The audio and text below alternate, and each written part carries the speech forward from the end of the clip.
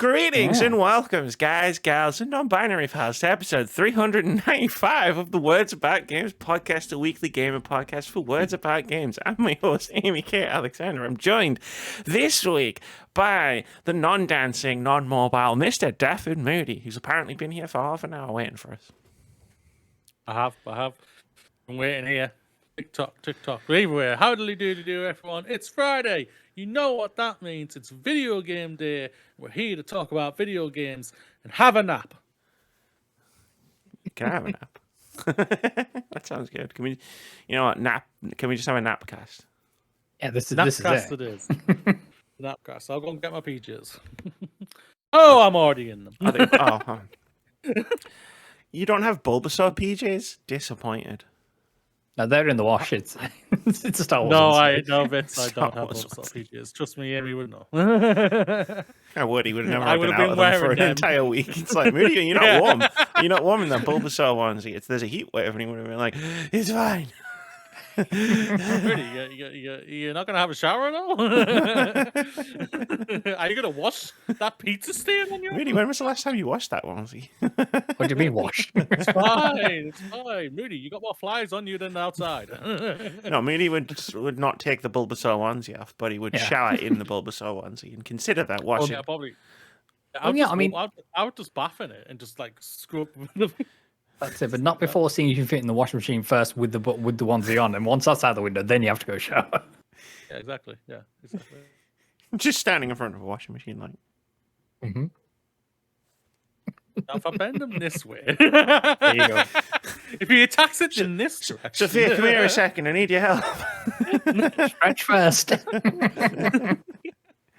But we're also joined by the one and only Mr. Vitz Patel. Oh, that's good, gamers. How are everybody doing? Graphic design extraordinaire, apparently. Graphic design is my passion, apparently, as it turns out. Oh, hey, I think we need like this one thing, maybe this other thing. Like, but no rush. Like, we're not in a rush. Then my Discord just went. Here's all of the things I've been thinking about. And I'm like, holy shit. I've had some thoughts. We've got a milestone coming up. Oh God, don't remind me.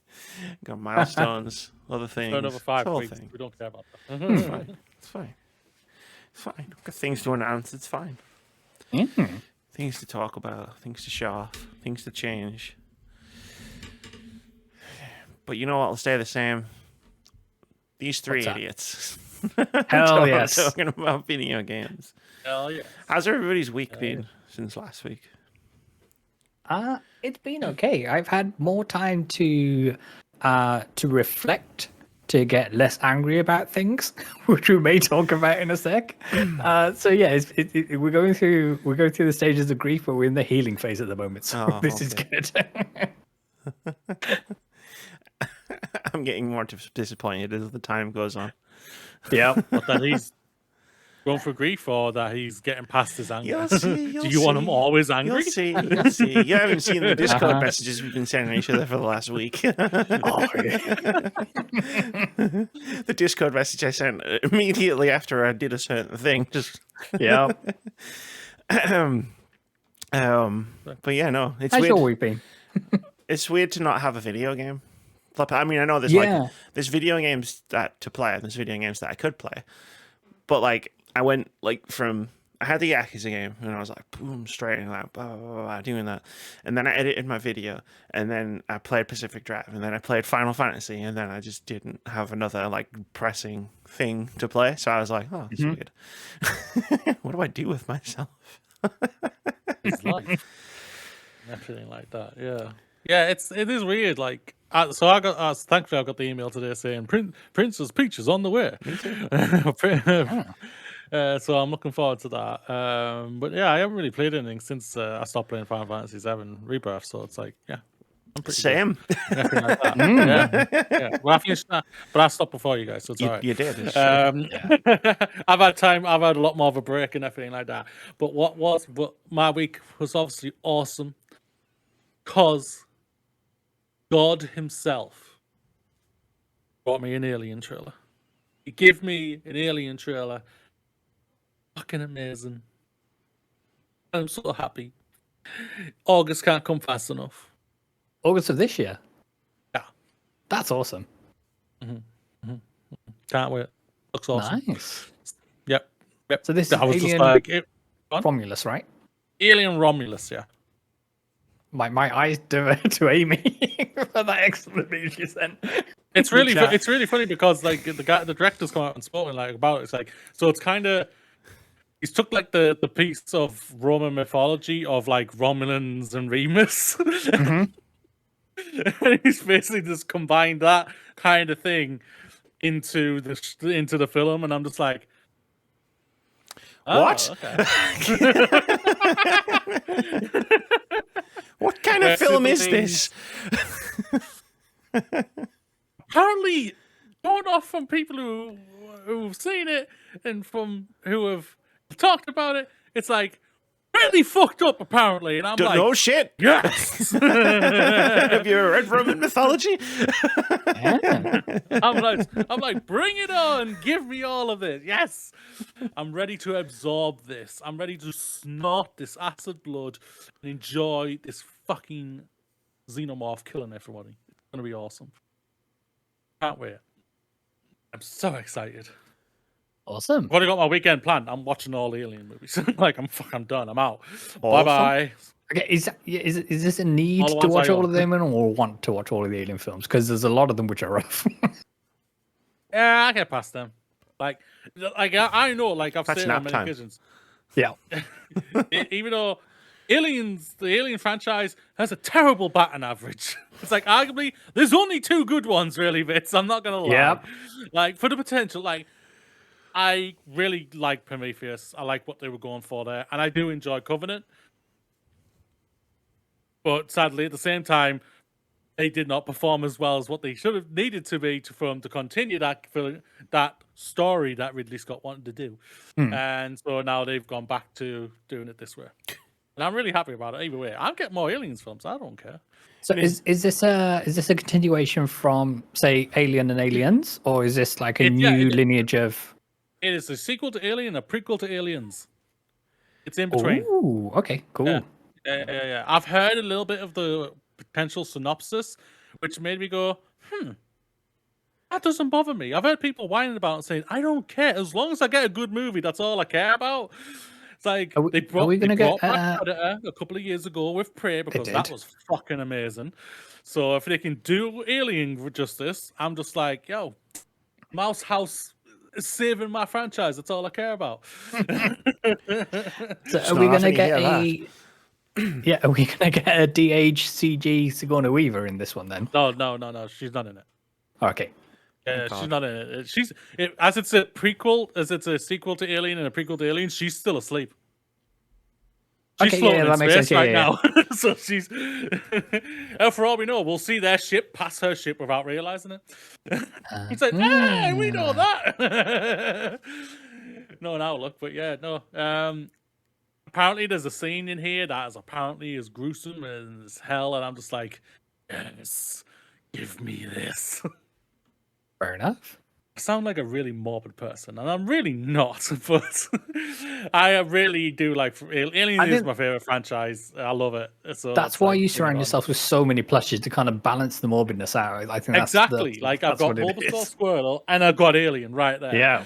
what you can't see just off camera on the shelves, just to the left of Squirtle, are all of the diorama recreations of all of the traps from the Saw franchise.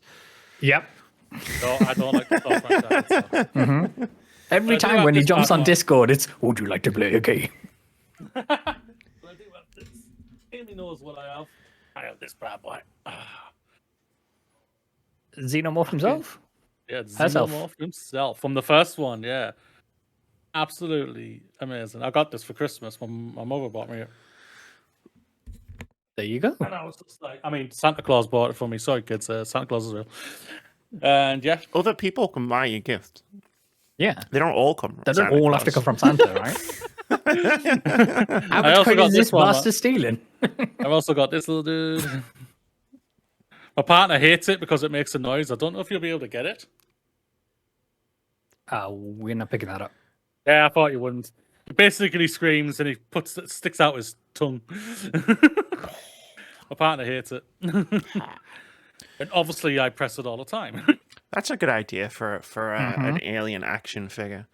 Like it's John Hurt lying on the table, surrounded by all of the other characters of the cast of Alien, and then you can push a button and the thing bursts out of his chest, blood goes everywhere. It's basically what they did in making it. Yeah, I'm sure there's an alarm clock that does that. An alarm clock, even better. Oh my god, that'd be a great alarm clock.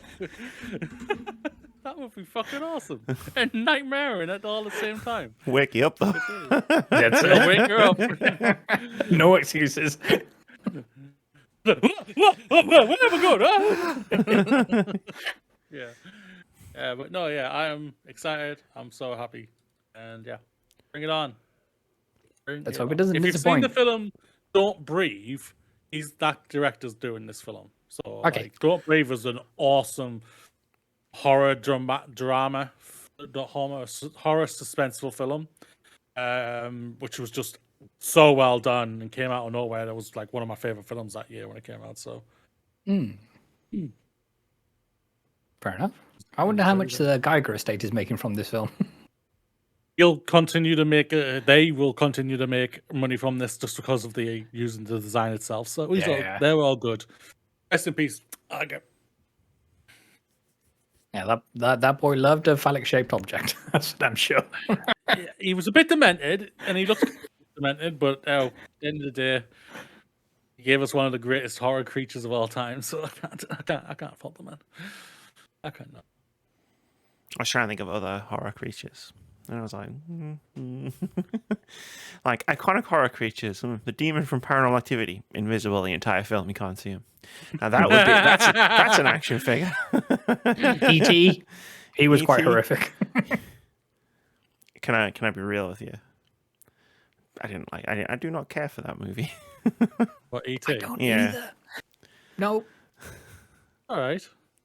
I'm doing my Family Guy, Peter Griffin. I did not care for E.T. My partner never watched it before, and so I thought, you haven't seen E.T.? So I said, all right, we have to watch E.T. and everything like that. My partner was just like, until the end, when he leaves and all like this, and she's just bawling her eyes out, and I'm just like, got you. Spielberg got you. Spielberg got you. Spielberg redeemed himself for me with Jurassic Park, though, all timer. There you go. That's what I was into. Dinosaurs, not aliens. That's fair. Yeah, that's fair. Should be jumping. You want to talk about horrifying creatures? Talk about velociraptors like 20 times bigger than they actually were. That can open doors. They can open doors. And tap their toes. Yeah. Have you heard who they're getting the thing for the star of the next movie? I have not. ScarJo. Okay. She's apparently been offered it. And which ethnicity is she taking a role from this time round? See, I laughed. I laughed because the joke popped into my head, but I didn't say it. And you just went and said it. That's what I love about our little dynamic. Team same brain. Yeah. I don't know. Apparently she's going to play Chris Pratt. So. I don't know. But yeah, the new one's coming out next year, so. I haven't seen a Jurassic Park movie for ages. I don't think I watched past the first Chris Pratt one. Jurassic World. I'd say you're better off for it. For Are any of them as bad as the one with the talking velociraptor? Alan, the one wake I got up! Yeah, they are. They really, really are. Oh, they're more talking Like, velociraptors. Like Jurassic World was dumb. I admit that. Even though I personally love it, I just love the big old fight at the end. We need a bigger dinosaur than the T-Rex. The mega T-Rex. What is this? Power Rangers? Yeah. But it gets really dumb. The third one is just okay. is a Really, mess. what we should do is we should read the plot synopsis from Fallen Kingdom and what was the other one? Dominion? And we should embellish certain parts of it. And aim is to tell us when we've made shit up and what actually happened in the movie. I like this. As somebody who hasn't watched a lot of films in the last 5 years, I feel like this could be a fun recurring bit. Probably. There's no doubt it is. That would be interesting. It would be. It's putting my my filmmaking university training up against reality, and we'll see what wins. There's no way they put that in the film. For example, in Fallen Kingdom, which is a follow-up to Jurassic World, they bring back Dr. Ian Malcolm, who you may know as Jeff Goldblum. I think I saw him in the trailers. And yeah, they put him in the trailers and he's there front and center. You think he's going to be there for the whole movie. He's in it for like 5 minutes. He's in 5 minutes and it's the last 5 minutes as well. Oh, you hear him at the beginning and you hear him at the end. That's true. What it is. That's just classic Hollywood cameo. You can't fool me with that shit. We got the guy, but we could only afford to pay him for 6 lines. He's going to say him in his John Malcolmishness that everyone wants to hear. Dr. Ian Malcolm. Shout out to you, Jeff Goldblum. Shout out to that man. Bastard's somehow just still out there and he's still doing it. Oh, hell yeah. Like, respect. Like, yeah, at the end of the day, nothing's peaked since Jurassic Park. Jurassic Park's still the king, so... Oh, yes. To this day, so... It happens a lot. Sometimes it's like, hey, we've got one really great idea. And you're like, cool, and you watch it and it's amazing. And it makes loads of money. So they're like, oh, we need more. And it's like, okay. But then it's like the law of diminishing returns kicks in, right? It's unless you have a second great idea, a la Aliens, like... the diminishing returns kicks in where it's like, well, you can never recapture that high with the same idea. Let's just make it weird. Talking dinosaurs. The thing is about it, I like Lost World. Like, I enjoy it. I think it's still a really, really I love good the part movie. where his daughter gymnastic kicks the raptor in the head. And it kicks the... Yeah, that was awesome. And then he says, I can't believe they cut you from the team. Stupid parts about it, okay? And then they went up the thing, and it was like, the T-Rex is coming quick, let's get up to high. But then, like, I was thinking, well, that's a dumb idea. And then one of the characters says, this is a dumb idea. And I was like, me and this film are on the same wavelength here. That's why. Like, and then the baby T-Rex made the weirdest noise when it was in the shed. The thing about films is there's great films, there's good films, there's okay films, there's bad films, and there's terrible films, but there's this secret category no one acknowledges in the middle where it's like, it's dumb, but if you go in with a very specific type of mindset, you're going to enjoy the shit out of it, and that's Lost World. Exactly. That's me with all the other Alien movies. I go in knowing what I'm going for. It's like if you imagine it as like a speedometer, and it's like instead of being a part, like one part of the speedometer, the movie just keeps swinging wildly between all of the different settings. Yep. Exactly. We've been there. Yeah. You can never call it good, but you can never call it bad. It's definitely entertaining.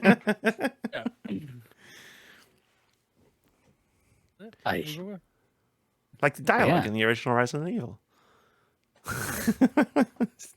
Game, not film. Yes. I was going to say, I can't recall any of the dialogue from you were the almost original a Resident Jill Evil sandwich. That was dialogue. The Master of Unlocking, right? It's the only thing anyone remembers about the original Resident Evil. That's why I say I think they'll remake that. But I think they'll remake it and change the dialogue. They got to keep the original dialogue, man. Or hire new actors to replicate the original dialogue. So the people who they've got to replay. Yeah, sure, do that. Yeah. That'd be awesome. I'd play the shit out of that. Stop it! Don't open that door. Fucking great. Speaking of old shit. Yes. Old shit made new again. It's time for me and Vitz to review Final Fantasy VII Rebirth. Absolutely. So I was a lot more excited about this prospect 2 weeks ago. Sure was. I thought this was going to be it. I thought this was going to be a contender for my favorite video game of all time. So for those who are interested, I ended up sinking 91 hours into this. I know in previous episodes I said it was 85. However, I think I looked at the gameplay clock before certain events happened, or I tried to get through certain events. So 91 hours was, in fact, my total runtime in this game. And yeah, it as you may know, it's a follow-up to Final Fantasy VII Remake, which came out in 2020.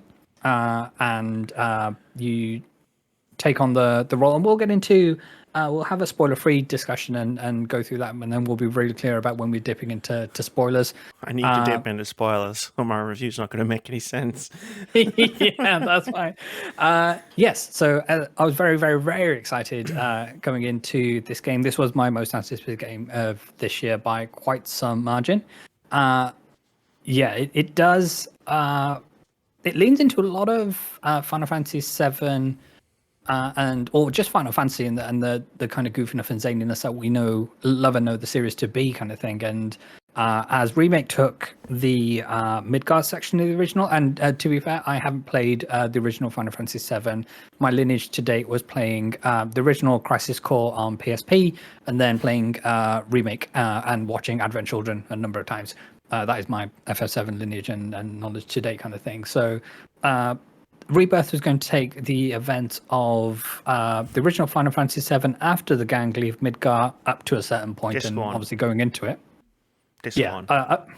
Disc 1, yes. And yeah, it was an experience, shall I say. There's a lot of good, but for me, it was tainted by an unhealthy amount of frustration. That's my overriding emotion coming from that, is one of frustration, and the frustration robbing the fun that I was trying to have with this game. Yeah, so I mean, I'll jump in for my little Amy's little quick summary of 81 hours according to my PlayStation app on my phone. Which sounds about right. That's almost exactly the same amount of time I played Infinite Wealth. The two games definitely felt very similar in length, and I think I completed both of them in like 2 weeks. But So I played Final Fantasy VII Rebirth. I have played the original many times. Yeah. As Vitz was perplexed by, I've never actually played Crisis Core. I think we touched on that last week when I was like, Zach's in the game for like 90 seconds. I don't even know who he is.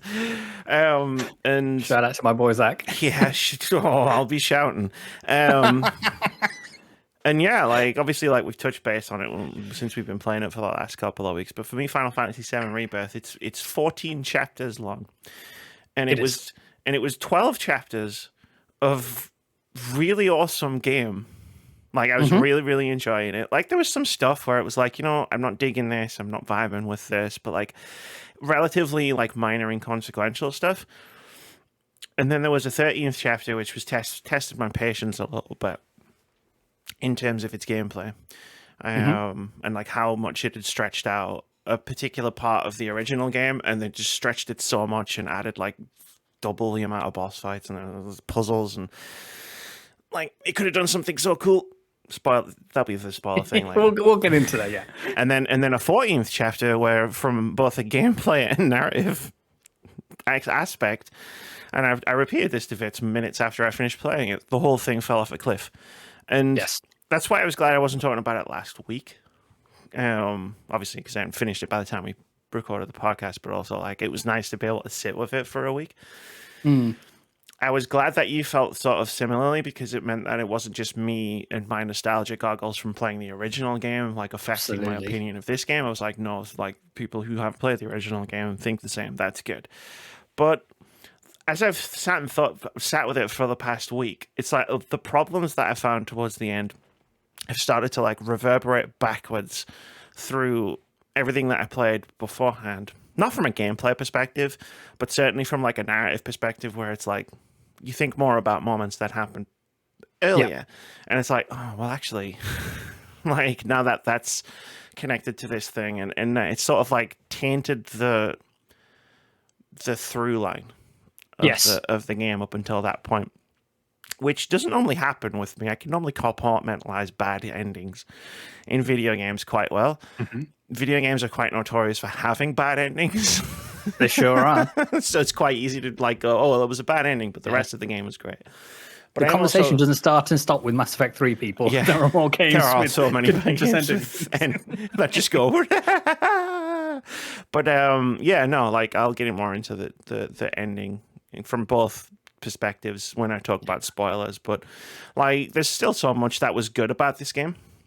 It's just that as I review it in the spoiler-free section, there are going to be points where it's like, well, maybe I wasn't so into that now that I've got the full context of everything than I was when I was playing it. Yeah, I know that the immediate aftertaste that the game left with us, with its chapter 14 and all the rest of it, it may come across that I myself, I'm not going to speak for you, Amy, but that we're coming across as super sour on this game. There are parts of this game which I absolutely love with all of my heart, and it's brilliant and bonkers in the very best ways. But yeah, it for me, because I have little context of what happened in the original game and what was quote unquote supposed to happen versus, okay, this is what you've actually delivered and you're trying to explain, but you purposely haven't done in a way that makes any sense. That's one thing that you could that you may take issue with, and it might cloud your experience of everything you've played so far. That's one thing. My biggest critique of this game's so far is some of the gameplay design decisions and some of the encounters and how they are designed, and just it might just be a question of the progression through the game and where the game drops certain skill checks, for want for a better word, and how those skill checks are designed, and how there is little setup to warn the player, okay, this is going to happen, and this is what's expected of you, and it's a complete shift change to everything that's come before in the game, and it's very rare that I get tilted playing games. But Final Fantasy VII Rebirth made me tilted in many, many different places, and I didn't like the type of person I became when I was in these moments. But as I said, there's tons about this game which I love, and I'm one of these people that we're out here to do every single side quest to explore every single story through that's going on, to speak to every NPC, to find out what their situation is, really live in this world. And you do get that from this game. However, it is held back, in my personal view, by a few decisions that I personally wouldn't have done. Interesting summary. So now that everybody thinks that we hate Final Fantasy VII Rebirth, yes. Now that we've really set the stage, it is a fascinating game to talk about from this sort of vantage point of, where do you want to start? Where should we start with talking about the game spoiler free? Yes, spoiler free. So I think let's talk about some of the locations that we go to and how diverse they are, and how not only in their kind of topographical sensibilities, but also the kind of activities that you're doing in there, and some of the story beats in there. So there is a lot to do in this game. This is a vastly different game from Remake, and it is one that is as wide as it is varied. They throw a lot at you at this game, especially when it comes to mini games. I know people have been going crazy over Queen's Blood. I don't see the big hoo-ha about it. Yeah, we did talk about that last week. Yeah, we did touch on that last week. But yeah, where would you like to start? Yeah, I mean, I can start with Moody. What do you want to hear about first? That's a good point. Yeah. You've got to sit here and listen to this. Uh-huh. Sorry to wake you from your nap. Do you think he's turned his headphones off? He may have done. It's possible. He has. What? What's up? Oh, we just said, we asked you a question. We asked you a question. Yeah. Yeah. Why? This is not my part. I'm quiet. I'm sitting out of the way of this. Yeah, we're trying to include You don't need to tell me anything. We were just trying to be inclusive. That's fine. No, you don't have to be inclusive with me whatsoever. You know my feelings of this game. The game didn't work for me whatsoever. I have been listening. I did hear yours. Didn't hear the question. I was very focused on what I was looking at there. So sorry. Well, you just go back in your corner. So let's start with I wish we had an actual corner. Let's start with the. He's actually going into the corner. Let's just start with the map, because I think the map for me was interesting to experience after literally having just played like Dragon Infinite Wealth. Mm-hmm. Because yes, there's a lot to do in this game, and a lot of it is, how do I say this in a nice way that makes it sound like, because I did do most of it. Yes. Padding. Let's go with padding. Yes.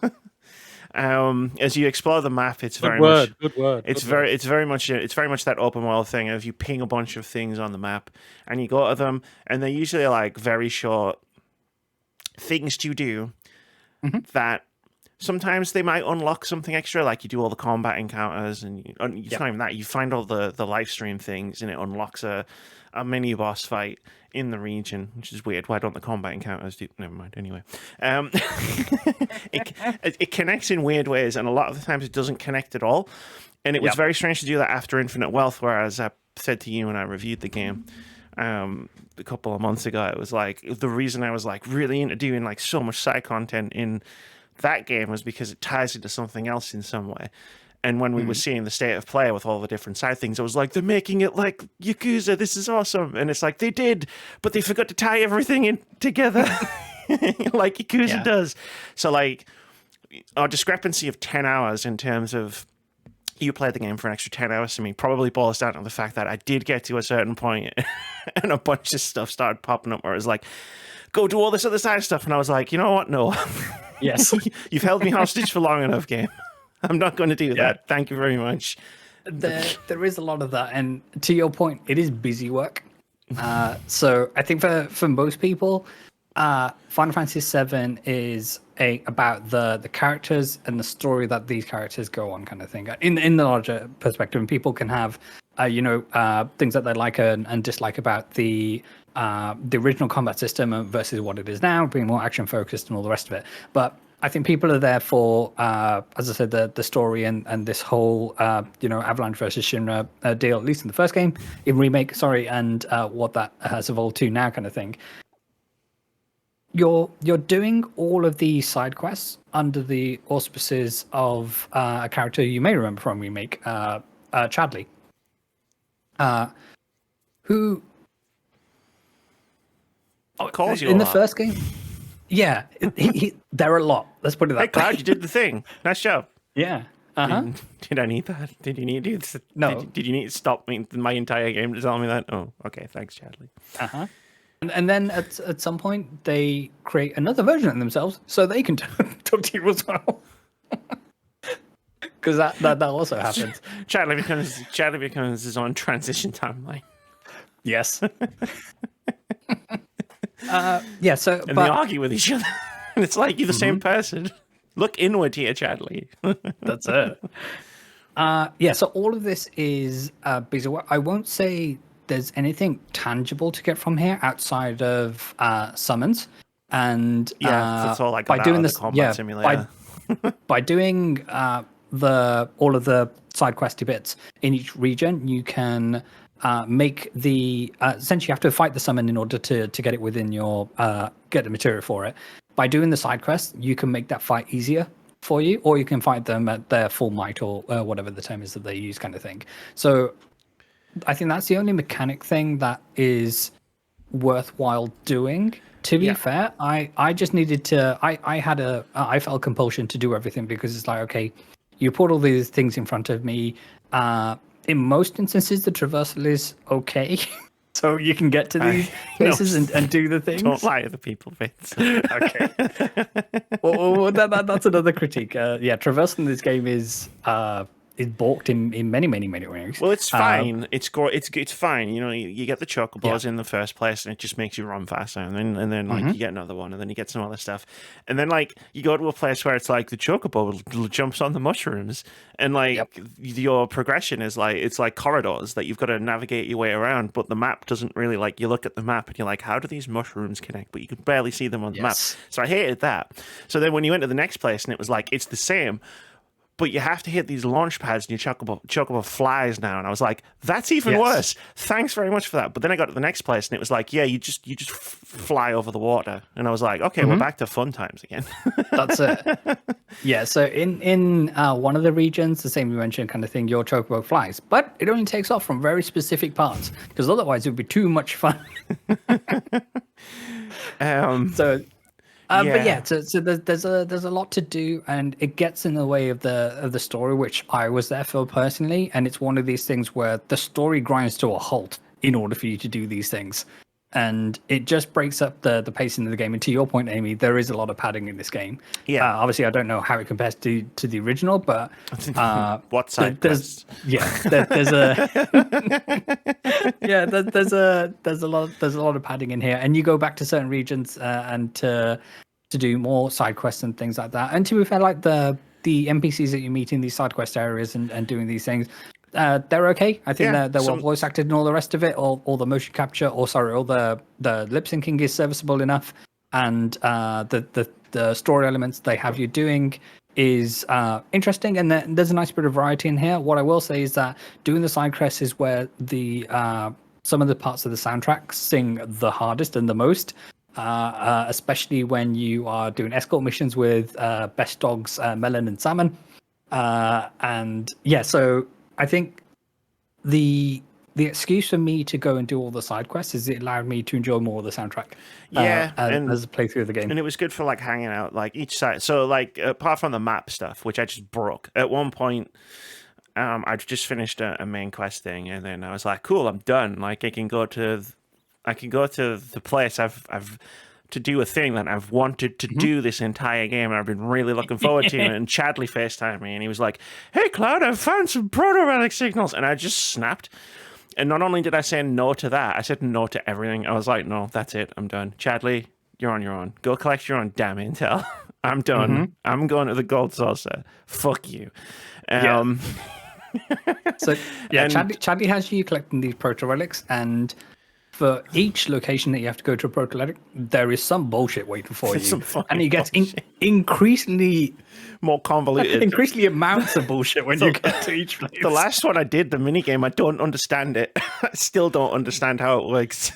Did it involve cactuars? It was the robot. Oh yeah. Can you text me about this one? I was like, I don't understand it. Like, I've done it. And what was maddening about that one was it was probably one of the best side quest cutscenes, like series of cutscenes, where I was like, this is fucking sick. Like tying into the last game. Why have I got to play this bullshit robot game to get to it? But like with the side quests, which are actually like side quests, not just the map stuff, it's like each side quest is tied to one character. So it's like there's the chicken one where it's like it's you and Red, and then there's one of my favorite ones was when you go back to the manor with Barrett, and he's like terrified that there might be a ghost there, and I was like, this is fucking sick. Like, I'm so glad I'm doing this. And they're quick enough that they're like sort of like, I don't mind going out of my way to do like these side quests. So like I did do all of apart from the chocobo racing, which again was another. I opened the menu and it was like there's like 10 races here, and I just went nope. Close the menu again. So in Rebirth fashion, where it's never just the 10 that it shows you. It's not just the 10 that it shows you, but I was all about the chocobo racing. Well, when we talk about mini games, I'll do a deep dive into chocobo racing. Yeah, so like that's the map. That's the side quest. The characters work for me all throughout this game for the most part, apart from one exception. It's not even his fault, but the characters were like the driving force of this game. Like in the original game, obviously it's text only. There's no voice acting, and it's very much sort of like it purports to being more open than it is, but it's very sort of like a linear game. And it's not really the fault of it being because it's a 1997 game, but all the characters don't necessarily interact with each other so much as like Cloud interacts with each character, and sometimes there might be a group scene. Whereas in this one, it felt like a gang of friends go off on an adventure, and I love seeing the new interactions between all of the party members, between each other, not just between Cloud, how Cloud's relationship is with each of these characters, but how Barrett's relationship with Yuffie is, for example, or Tifa and Aerith. And so, like, to get these characters who I've had in my head for like 20 plus years, and see them on the screen is one thing, and it's awesome, and they've done such a good job, and the actors are so good. But then to just see them just expanded to like, and all of their relationships with each other, and all of the bullshit that they do, and all of the wacky stuff, but then also all of the serious stuff, and all of that stuff was just fucking great, and I loved it so much. That's what I was here for, man. I was taking so many screenshots that I was showing you when you would get into the right place. I was like, it's fucking great. Like the chapter 11, 12, I can't remember which chapter it is, the Gold Saucer stuff. Yes. Which I was so looking forward to. Just fucking nailed it. Like the character beats that I remembered from the original game that have been sort of like expanded upon, I guess is a good way. Like they fucking nailed those. Like just everything they did with all of these characters for me just landed until a cliff. Swan dived off a cliff, but no, absolutely. I think the performances were amazing, and I think what they've been able to capture with the modeling of each of the characters, and you really get the sense of emotion. And to your point, it really builds off the relationships that were starting to form in remake, and even from the DLC intermission. And friends, don't be like me. When Rebirth tells you, oh, there's bonuses you can have from having save files from remake and intermission, you have to go into the menu and select those individual summons. Don't be like me who didn't do that. And just think, it's going to be fine. They're going to be there. And then you're 91 hours in saying, you know what? I don't remember these summons. When the game tells you to push some buttons, you should push some buttons. Yeah, don't be like me. But yeah, it was great. It was so good to hang out with these characters. The musical, there's the number of musical elements in here, and they're all fantastic. More than you would expect. There's a lot of musical moments. One comes completely out of nowhere. You just walk to a place, and all of a sudden it's musical, and then there's a dance and everybody knows the steps, and it's like, what's happening? It's amazing. What's happening? It's the most Bollywood film moment ever. And I loved it. I'm here for it. Like, there's instant costume changes. It's fantastic. It does create this sort of weird disconnect between what the story's trying to be, like setting away from the characters to sort of what the story is, where it's like, the planet's dying, Cloud, and like, is it though? Because everybody in the world seems to be just like fine and having a great time.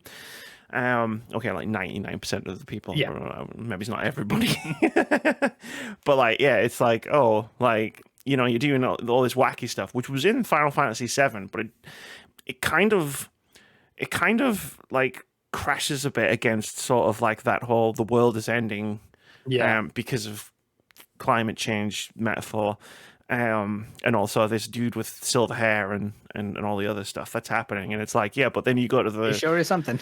You go to Costa del Sol and everybody's having a great time, and it's like, you know, nothing bad is happening. Like in like you go outside and it's like there's monsters, sure, but like also like just on this fun little adventure through the beach adjacent forest.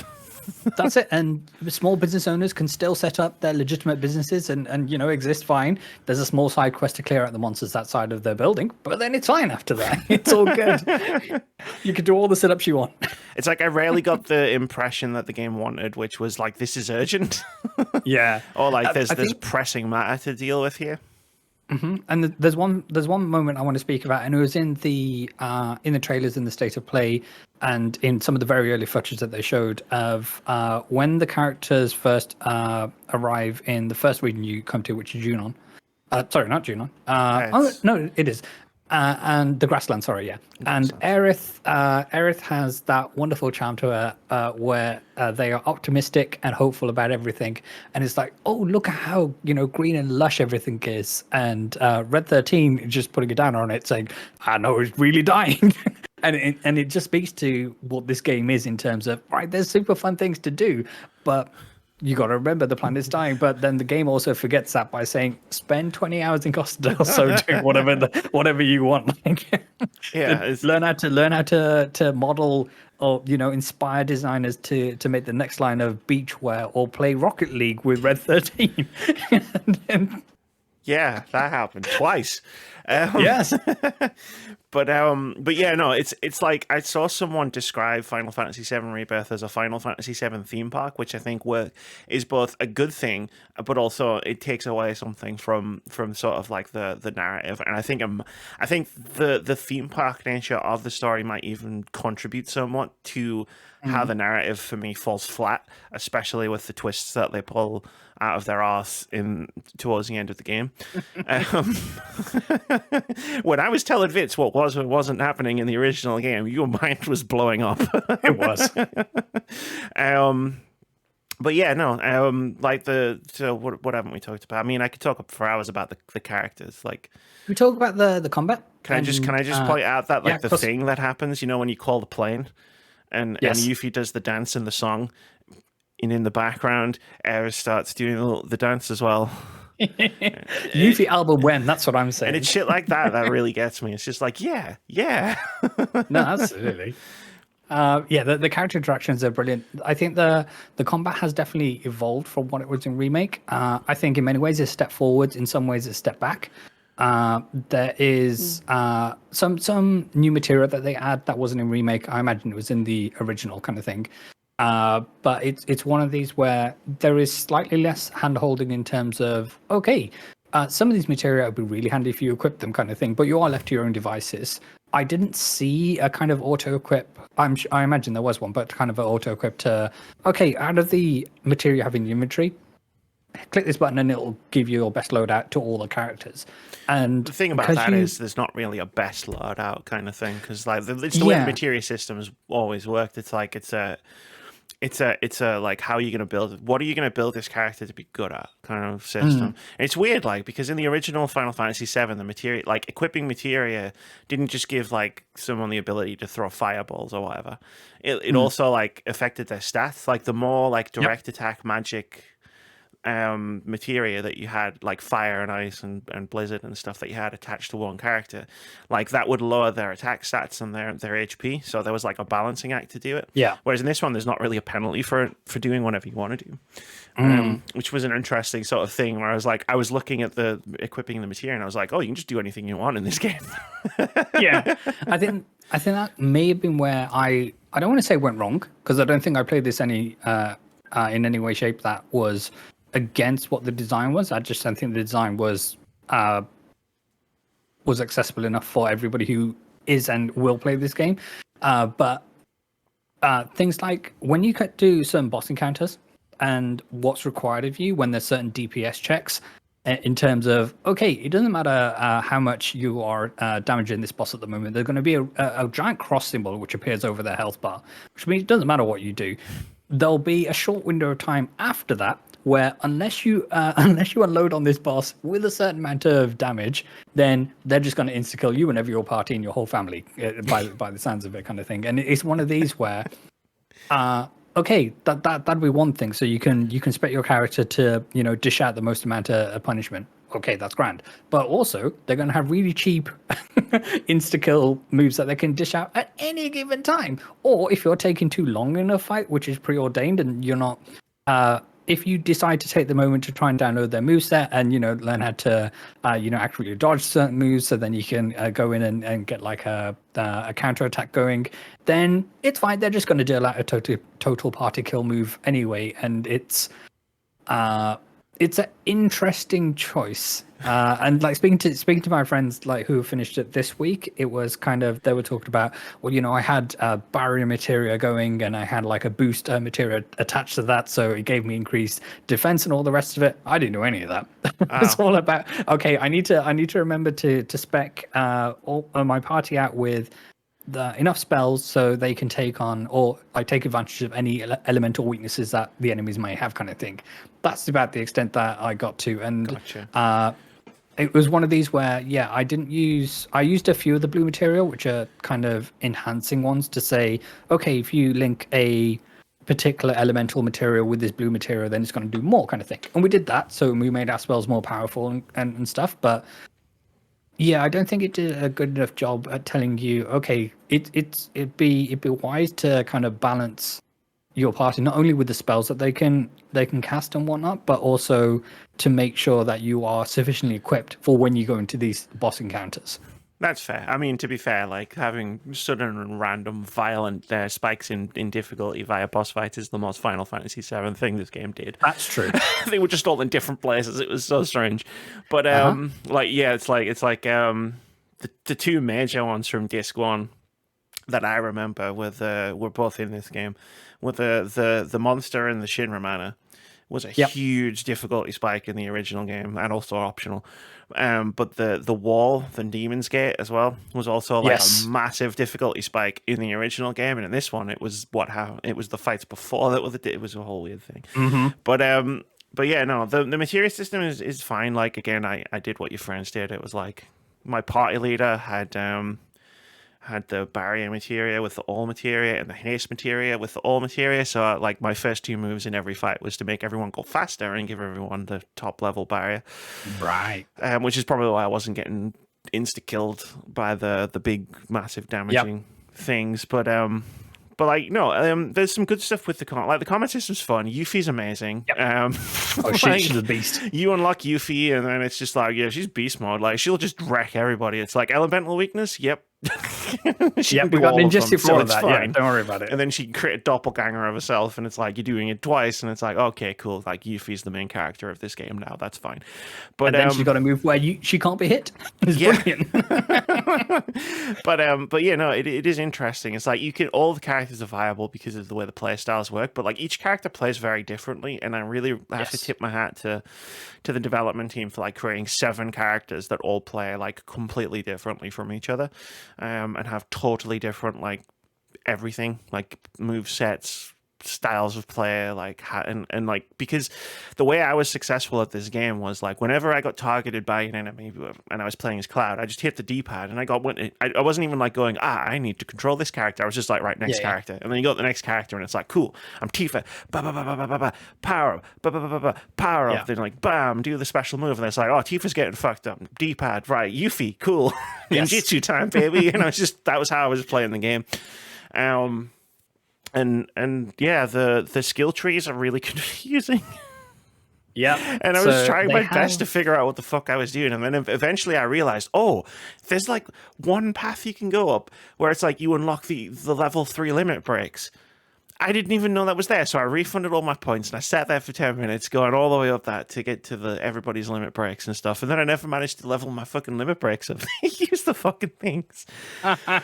But like I appreciated there was little touches where it's like the synergy stuff and the synergy abilities and the synergy moves, which are 2 different things, are fucking amazing. Like really OP, but also just fun to pull off. Where it's like, it's the special moves that you see in the trailers where it's like, 2 characters team up to do a massive special attack, but there's also like another version of that they just don't tell you about, where it's like if you hold the block button and like you can do like you can deflect Barrett's bullets with Cloud's sword, or you can ask someone to step in front of Aerith while she's casting a spell that's going to take a while, kind of thing. Yeah, to be a bodyguard. Exactly. And it was like it's all good and it's all good stuff. And I was like, it did, like the synergy abilities would do like, if you cast this specific one, you get unlimited MP. And then it's like, okay, but I'm just picking whichever one like looks the coolest. Like I'm not trying to play like that. It's like whatever. I have elixirs and ethers and stuff for that shit. Like just give me the move where Aerith puts the sunglasses on and powers Barrett's machine gun up, and then she machine guns with her staff. And I'm like, I'll just do that one over and over again. I will say for those coming from Remake, the ATB gauge feels slower than it did. So that will take you some getting used to in terms of if your previous playstyle was to focus in on pressuring and then staggering enemies to like with Cloud's focus thrust and things like that. That will take you slightly longer to get to now. When you get into the kind of meat of the game, you will just learn the skills to kind of play around that system. But it is something that's initially jarring in terms of, there is an adjustment curve to learn to. That it isn't so much you can just jump in and hit the ground running. Yeah, it kind of took me a while to get to grips with the combat in general. Like I was a good 5 to 10 hours in before I was like, I get this now. Like, and I was starting to be like really successful. I tried the classic mode to see like what that was like. Terrible. So in my mind, it's god awful. It's normal until you fill an ATB gauge, and then all action stops. Is it one of those? No. So like what happens in classic mode is the characters attack. And block and dodge automatically, and you wait for their ATB gauges to fill up, and it's sort of trying to mimic the OG game where it's like you just input the abilities, but I don't know how you would complete the game like that because the characters are fucking terrible at playing the game. Like they're just so bad at it. They're great at blocking and dodging. So what I did was I actually left classic mode on. So like later on when you were being hit with like enemies that were trying to hit you with multiple status effects, it's like it goes back to that thing of like switch characters. Because if something's trying to petrify Toad or whatever, like Cloud, I'll just go, okay, if I switch my character now, classic mode's still on, Cloud is not going to get hit by any of these attacks because somehow the AI could just dodge all of them all the time. time. Uncanny dodge all of them. That's right. But I get hit by them constantly. But yeah, apart from that, like, the AI sucks at playing Final Fantasy VII, and I just I could but it gave me that space to sort of learn, get more into grips with the game. So it kind of worked in that way. But I don't think you can finish the game with classic mode turned on normal, at least. Yeah. I will say, for those playing in performance mode, as the day of recording, they released a patch today, which addressed some of those issues and some of the more fundamental camera issues that I had with the game, especially when it comes to flying Chocobo. So now you can, one of the main changes in a bunch kind of thing is that you can now adjust the camera inverted whilst in flight. Or at all. I don't know how. Yeah, I don't know how it released without this kind of thing. And the performance mode is supposedly improved a lot. Good. But in true Square Enix fashion, there is now performance mode. It now comes with two modes within performance mode. There is smooth and sharp. Soft and sharp, because the game's Sharp very and sharp, blurry in performance mode. It is. Like, I played it most of the game in performance mode because I like the frame rate. Even though the frame rate was never consistent while I was playing it. It was never, like, unplayably bad, but it was like, this frame rate was, like, all over the place. But what was getting me was how blurry the game was. Like, it's like, it was almost like there was a filter over the screen. And then I tried putting it into graphics mode to fix the blur. And it fixed the blur, but because there's no motion blur setting, I couldn't tell what was really happening on the screen because, again, the frame rate, when you turn performance mode off, just goes right down.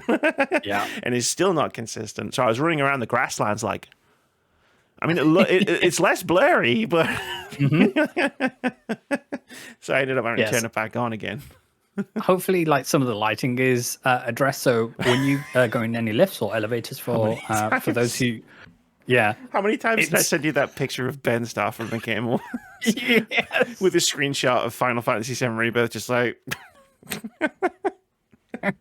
Everybody gets Ben started this game. You're outside and the sunlight hits the rock and it's like fucking someone just turned a flashlight on right in your face. As we kind of look to wrap up the spoiler-free discussion, one thing I do want to touch on is the mini games. There are a lot of them. I want to say there's over 25 in total, and each of them. So the game expects you to dabble in them. And when I say dabble, there's yes, you have to go and do you have to go and do it once. Yes. Yeah. And then in some instances, in particular Queen's Blood, there's there is an element where that's so many times. Yeah, you have to. There's a whole chapter where you basically have to play Queen's Blood. And admittedly, one of the best scenes in the game comes in that section. But it's so weird to me that it was like, oh yeah, Queen's Blood, the optional card game, and I was like, there's an entire chapter which is a Queen's Blood tournament that you have to play. And do you have to win it? Do you have to win? I think so. Oh God. There is an option for you to decline, but I don't reckon the story moves on from that. It's kind of, so I purposely quit out of one of the matches against one of the returning characters on Remake because I struggle with Queen's Blood. And shout out to you, Amy, for giving me some tips. And I kind of gave essentially a screenshot of their deck to say this is what you should. Like, here's how you win Queen's Blood. Yeah. But yeah, when you optionally lose a game or do it on purpose kind of thing, then the story doesn't progress. You just have to go to a different person to challenge them and go on and so forth. But yeah, so there's over 20, I want to say 25 mini games in here, and the game expects you to immediately understand everything that's going on in them, and then when you manage to struggle bust through, then Chadley comes on the blower and says there's an optional hard mode available for you. No, fuck you, Chadley. Fuck you. I put that shit down to easy to get through this, and now you're telling me about a hard mode? No, go fuck yourself. Also, I just want to point out one last thing before we get into spoiler mode. When you're in Costa del Sol, this is a bit of a spoiler, I suppose, but not really like a major. It's not a spoiler much. But when you go to Costa del Sol and Tifa and Aerith hang out, the game canonically calls it a date. Yes, they do. I win. Yeah, it's the only non-optional date that happens in the game. Therefore, canonically, they're Absolutely. dating. Yeah, we're just we're third wheeling it absolutely as Cloud. What was the one thing I did want to say? Yeah, so the interpersonal relationships are brilliant, like we touched upon, and the mini games are often when it's done in a main quest scenario, they're also tied to the affinity system, where you're essentially building relationships with certain different characters, and then that will influence who you're able to Someone progress knocks your on the relationship door. further. Yes, absolutely. Yeah, it happened in the first game as well. It's exactly the same. Yeah, I will say that if you choose to do all of the, from my anecdotal evidence, from speaking to a few friends who've got to this point, if you choose to do all the side quests in a certain region, and then before moving on to the next region kind of thing, the way the game shakes out is that you will end up with the same result in terms of who comes and knocks on the door both times kind of thing. So I will say it's non-spoiler, but it's spoiler. At the end of the game, post-credits, it gives you a menu where you can pick certain different party members, and then you can go and experience those cutscenes in terms of going on dates with all of those. Yes. Correct. But yeah. It's cool. It's all good. So, spoilers. Yes. Okay, this is your fair warning, dear listener. And I mean, will be... we are fully going into the ending of this game. Yes. So yeah, I will talk about all the bits I was tilted at, and then all the bits I was confused about. Pause the game. Pause the video. Skip. There's timestamps below. Do a backflip away from the television / device that you are watching / listening to this on. Any of those options are relevant because you can't say we didn't warn you. You are entering the Final Fantasy VII and Final Fantasy VII Rebirth spoiler zone. Right. I will turn to Moody. Moody, have you been sufficiently warned? I've seen it, so don't worry about it. All right then. After we're finishing, I went, fine, let's see what the ending is. Watched an hour and a half thing, and I was just like,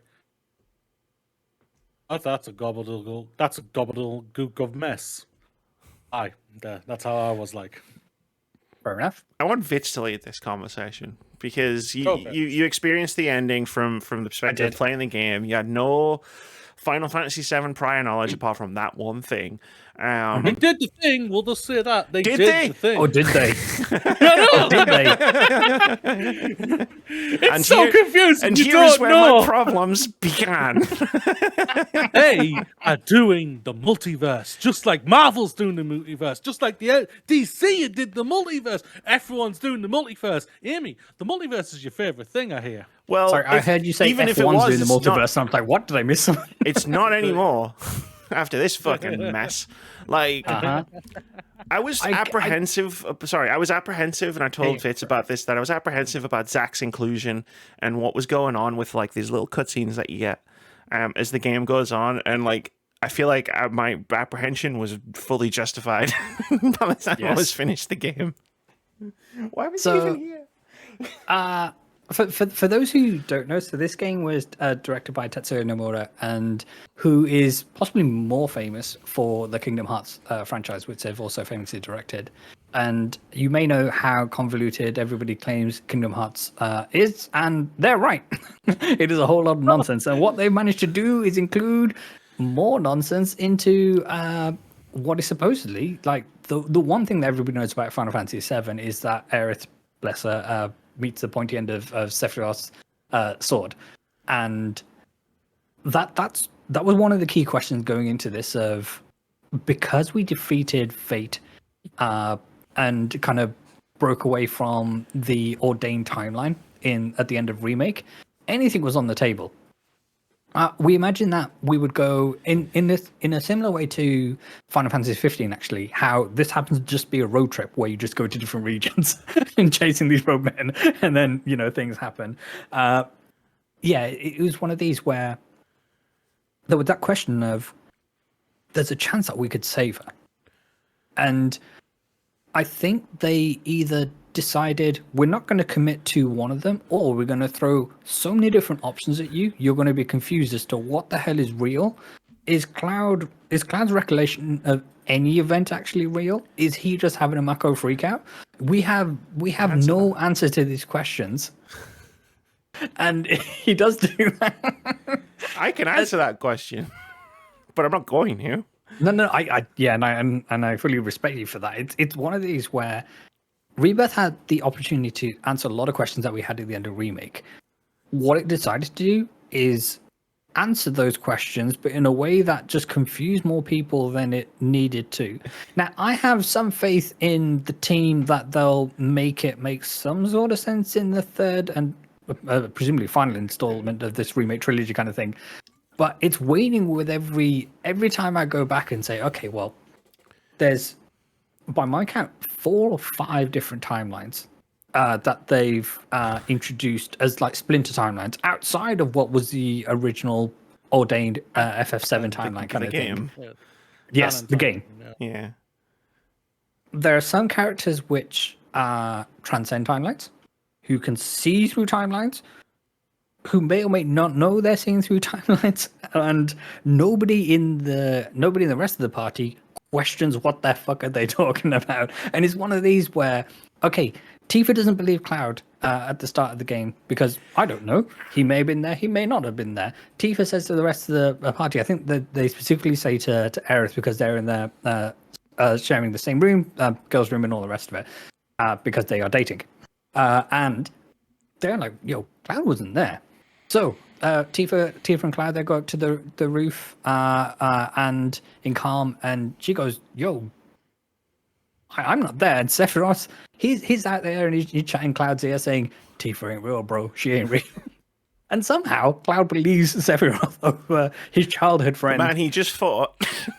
Yes. 5 minutes he ago. just fought. And Tifa's like, you weren't like, none of what you're saying is true. Like, I've got a scar right here kind of thing. It was the doctors and everything that patched me up. Where the fuck were you? You weren't even there. And the story progresses and they go off, and then Cloud like comes to I think this is under Junon, and they come to and they say, for audio listeners, Amy is screaming into a pillow right now. And they have a moment where Tifa and Cloud are like, oh, I'm sorry, I doubted you. But no, I wanted a resolution to Tifa calling him out on that bullshit. But it still didn't happen. And it's still not happening. And it's kind of, what the hell is going on? We got 4 different types of dog that we have to track. And you see them for a fraction of a second. And if you don't pick up on that, then you're even more lost than I am, kind of thing. What is going on here? Vitz is losing his mind. So let me reframe this for you. Yeah. Into why I was very confused by what this game decided to do. Obviously, the multiverse stuff, the multiverse of madness, I was just like, none of this is relevant. You end Remake with Sephiroth, who seems to know that like he can alter the timeline now. Sorry, I just got to get this out, this thought out. And then by the time you get to the end of Rebirth, his entire plan is exactly the same as it was in the original game, but now there's a multiverse. Yeah, he wants to become the god of all gods. Yeah, which is bigger than the god of one world. He wants to become the god of all worlds, and somehow bring them all together to become the god of the god world. Yeah, with Meteor to do the thing. It's exactly the same plan as he had the last time. It didn't work then. I don't know why he's expecting it to work this time. So because he killed Aerith a lot. And also didn't.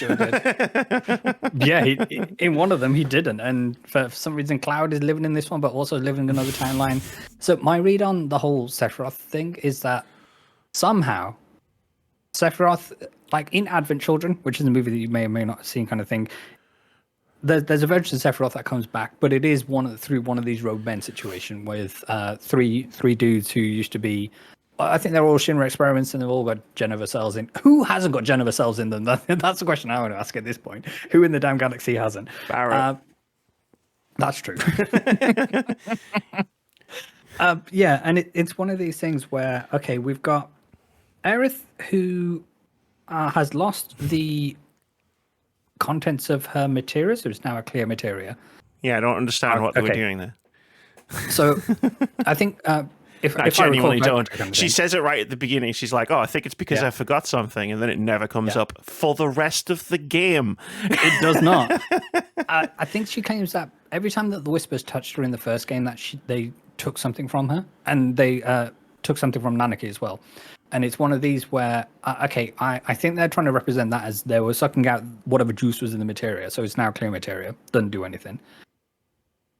Then their solution to this was to have Aerith from a different timeline, give Cloud their materia, and then push him through a rift in space and time back to the timeline where he stopped the thing from happening, but he didn't stop the thing from happening. And there's no explanation on this, and we won't get an explanation for another 4 or 5 years.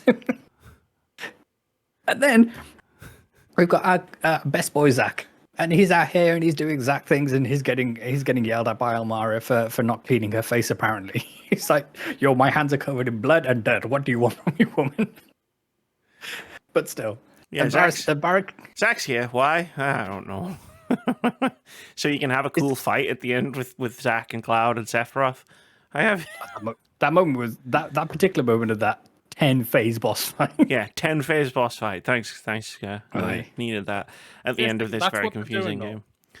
That's what they're doing. They're bringing out a character. They're making one of the characters who had a prequel game, which was very good to what I hear for a lot of people, especially with the ending. It was so well done, apparently. And they're bringing him in to be a more bigger character than he was in the original game. Which is fine. He was in for 90 seconds.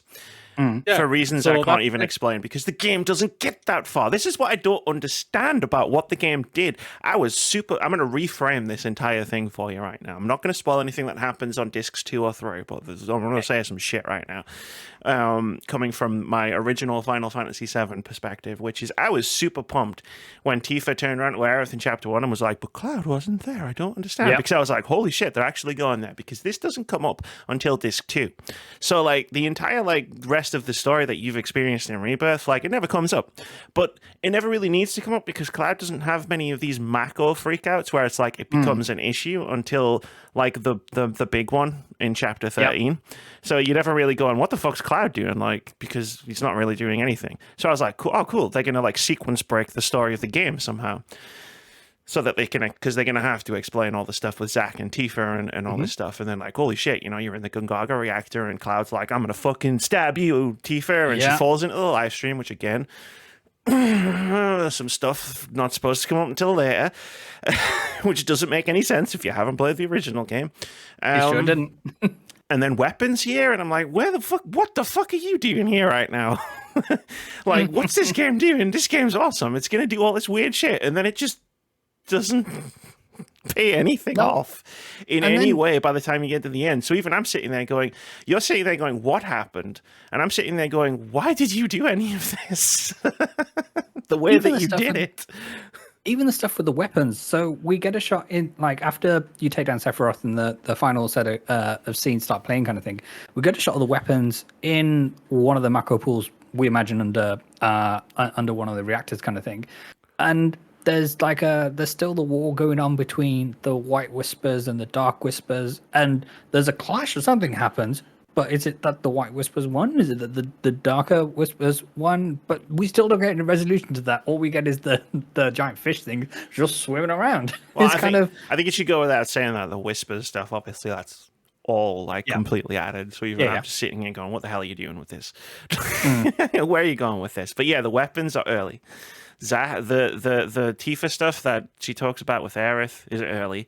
Cloud's Mako freakouts, as you call them, are mostly early. So but then they still try to have it both ways, where they're like, we're going to do different stuff, but then they stick to the game that I know more or less religiously. They add some extra stuff all the way up until the very end, and then try to have their cake and eat it too. And literally, they bottle the Aerith scene. It's we have to make a tough decision. And then they just decide to do that by not making a decision and having both things happen simultaneously because it's the multiverse. My read on the whole Final Fantasy VII saga as a whole kind of thing, not knowing what's supposed to happen and only knowing about Aerith's death is, okay, Sephiroth's out here and he's summoning essentially an ultimate weapon in terms of meteor. And my whole read was always that to defeat the ultimate weapon, you need the ultimate sacrifice, which is Aerith's death and kind of them giving themselves up for the sake of whatever they need to do in order to eventually stop meteor coming down. And to muddy that Whether or not I've just got a wrong perspective of that's totally on me kind of thing. But to muddy that water in terms of we're going to show you like 2 separate versions of events, no, 5 separate versions of events which happen, and any one of them might be close to canon, might actually be happening. All of them happened. Yeah, this is it. I don't understand how they thought this was a fitting ending. I get that this is kind of like a middle part of a trilogy, as it were, kind of thing, and you got to fashion a middle, beginning, and end within that. And I get that that's challenging. However, when you've got such a pivotal scene as the death of Aerith, and everybody knows that Aerith's supposed to die, kind of thing, how they fumbled the ball that hard, I don't know. And how they thought, yes, this is what we're going to submit, and then somebody else said, oh yes, I've took a look at that at work and thought, makes sense, bro. Makes sense. I understood this. No, you didn't. Yeah. No one does. But but no. So the last thing I will say is I don't mind if they change stuff like from the original game. I've still got the original game. It's great. But like I don't get it. My thought disappeared as I made that. I'm sure it'll come back to me. But like, can I talk about how many times this game lies to you? Well, it's lying to you constantly. I was going to say in the story, it's lying to you constantly. Yeah, not outside of the story. And I get throwing in a surprise fight to catch you off guard and all the rest of it. But you're in the Golden Saucer, and Aerith wants to help Dio out and win the naming rights of Golden Saucer. Why are they up for debate in the first place? I don't know. What has Don got on the Dio? That is going to say, oh, you're going to have to challenge me to a fight in the Musclehead Coliseum. I've remembered. Sorry. Oh, it's okay. Do you want to go for it now? Yeah, please, before I forget it again, because we were just talking about Aerith's death. Yep. It's like, Aerith's death is the most iconic moment of Final Fantasy VII, because it's the thing that everybody remembers. Video games. And like, the remaking Final Fantasy VII means you've got to contend with the fact that's the case. It's not as pivotal as it in the original storyline of the original game. It's a big moment, but it's not that pivotal to the story. Really? Yeah. Like, she's doing a thing, right? Yeah. She's praying, right? I'll tell you exactly what happens in Final Fantasy VII. So, like, she does the thing in the forest, and Cloud's like, here's the black materia, Sephiroth at the temple, and Sephiroth's like, cheers, bud. And then he leaves. And then everybody's freaking out, and he passes out. And that's the first point. You're like, what the fuck's Cloud doing? The first point. Right, okay. You're like, what the fuck did Cloud just do?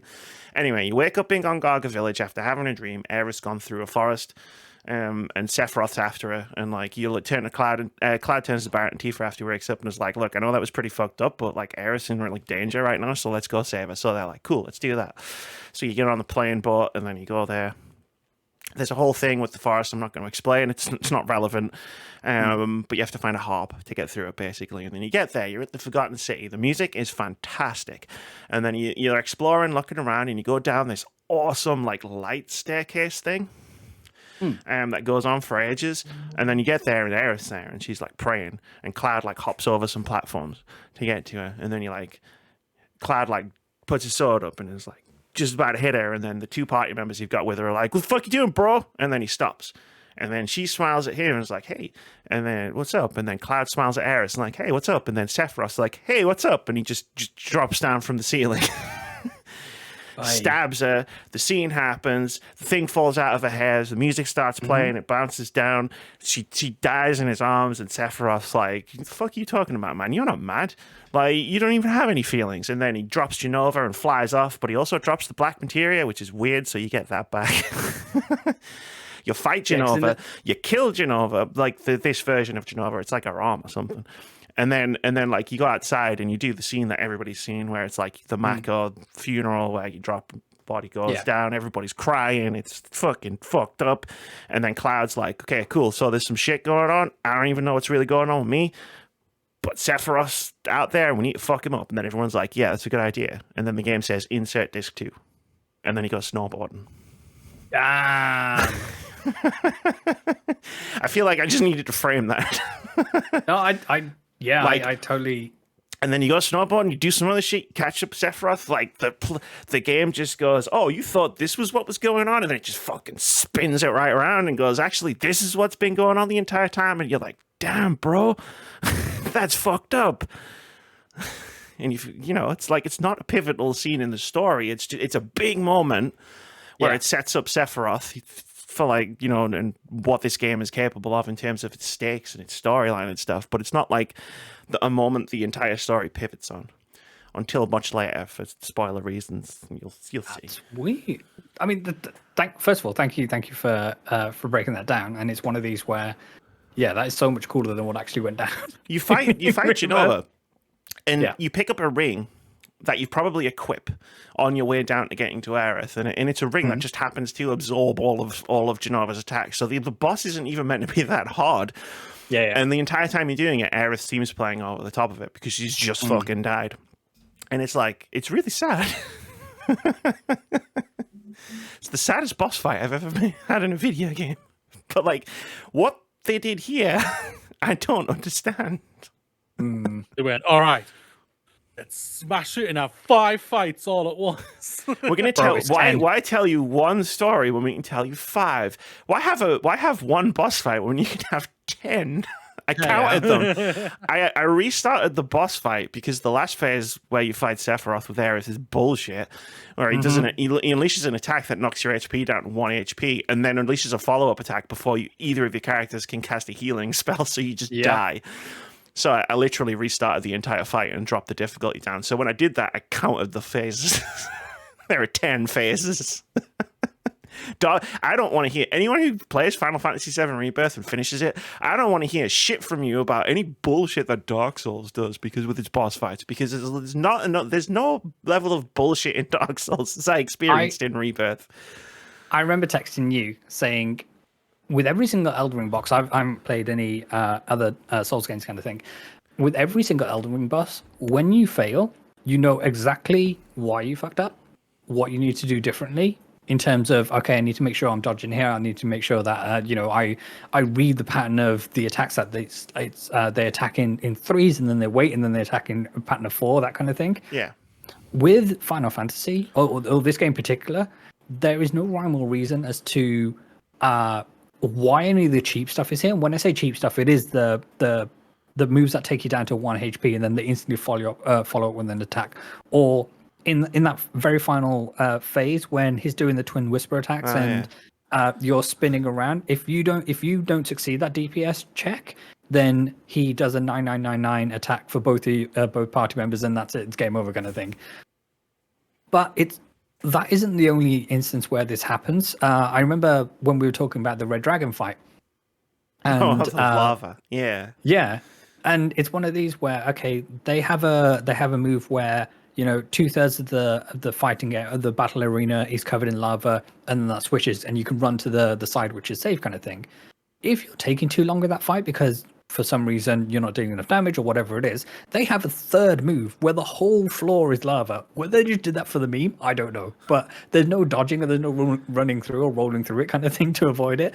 Okay. It's another instance where they totally wipe you out kind of thing. And it's those moments which ruin the fun for me. And it's one of these where I had a ton of fun with this game. However, the overriding experience I'm taking away from it is the moments of frustration where it's, what do you want from a video game? Like the Reno and Rude fight, and then the Senga and Elena fight, I struggle with those massively. And it's one of these where, okay, you've set the game up where, okay, you've made Aerith the party leader in this trio kind of thing. Therefore, video game, you're telling me that Aerith is the character that you're supposed to roll with through these sections kind of thing.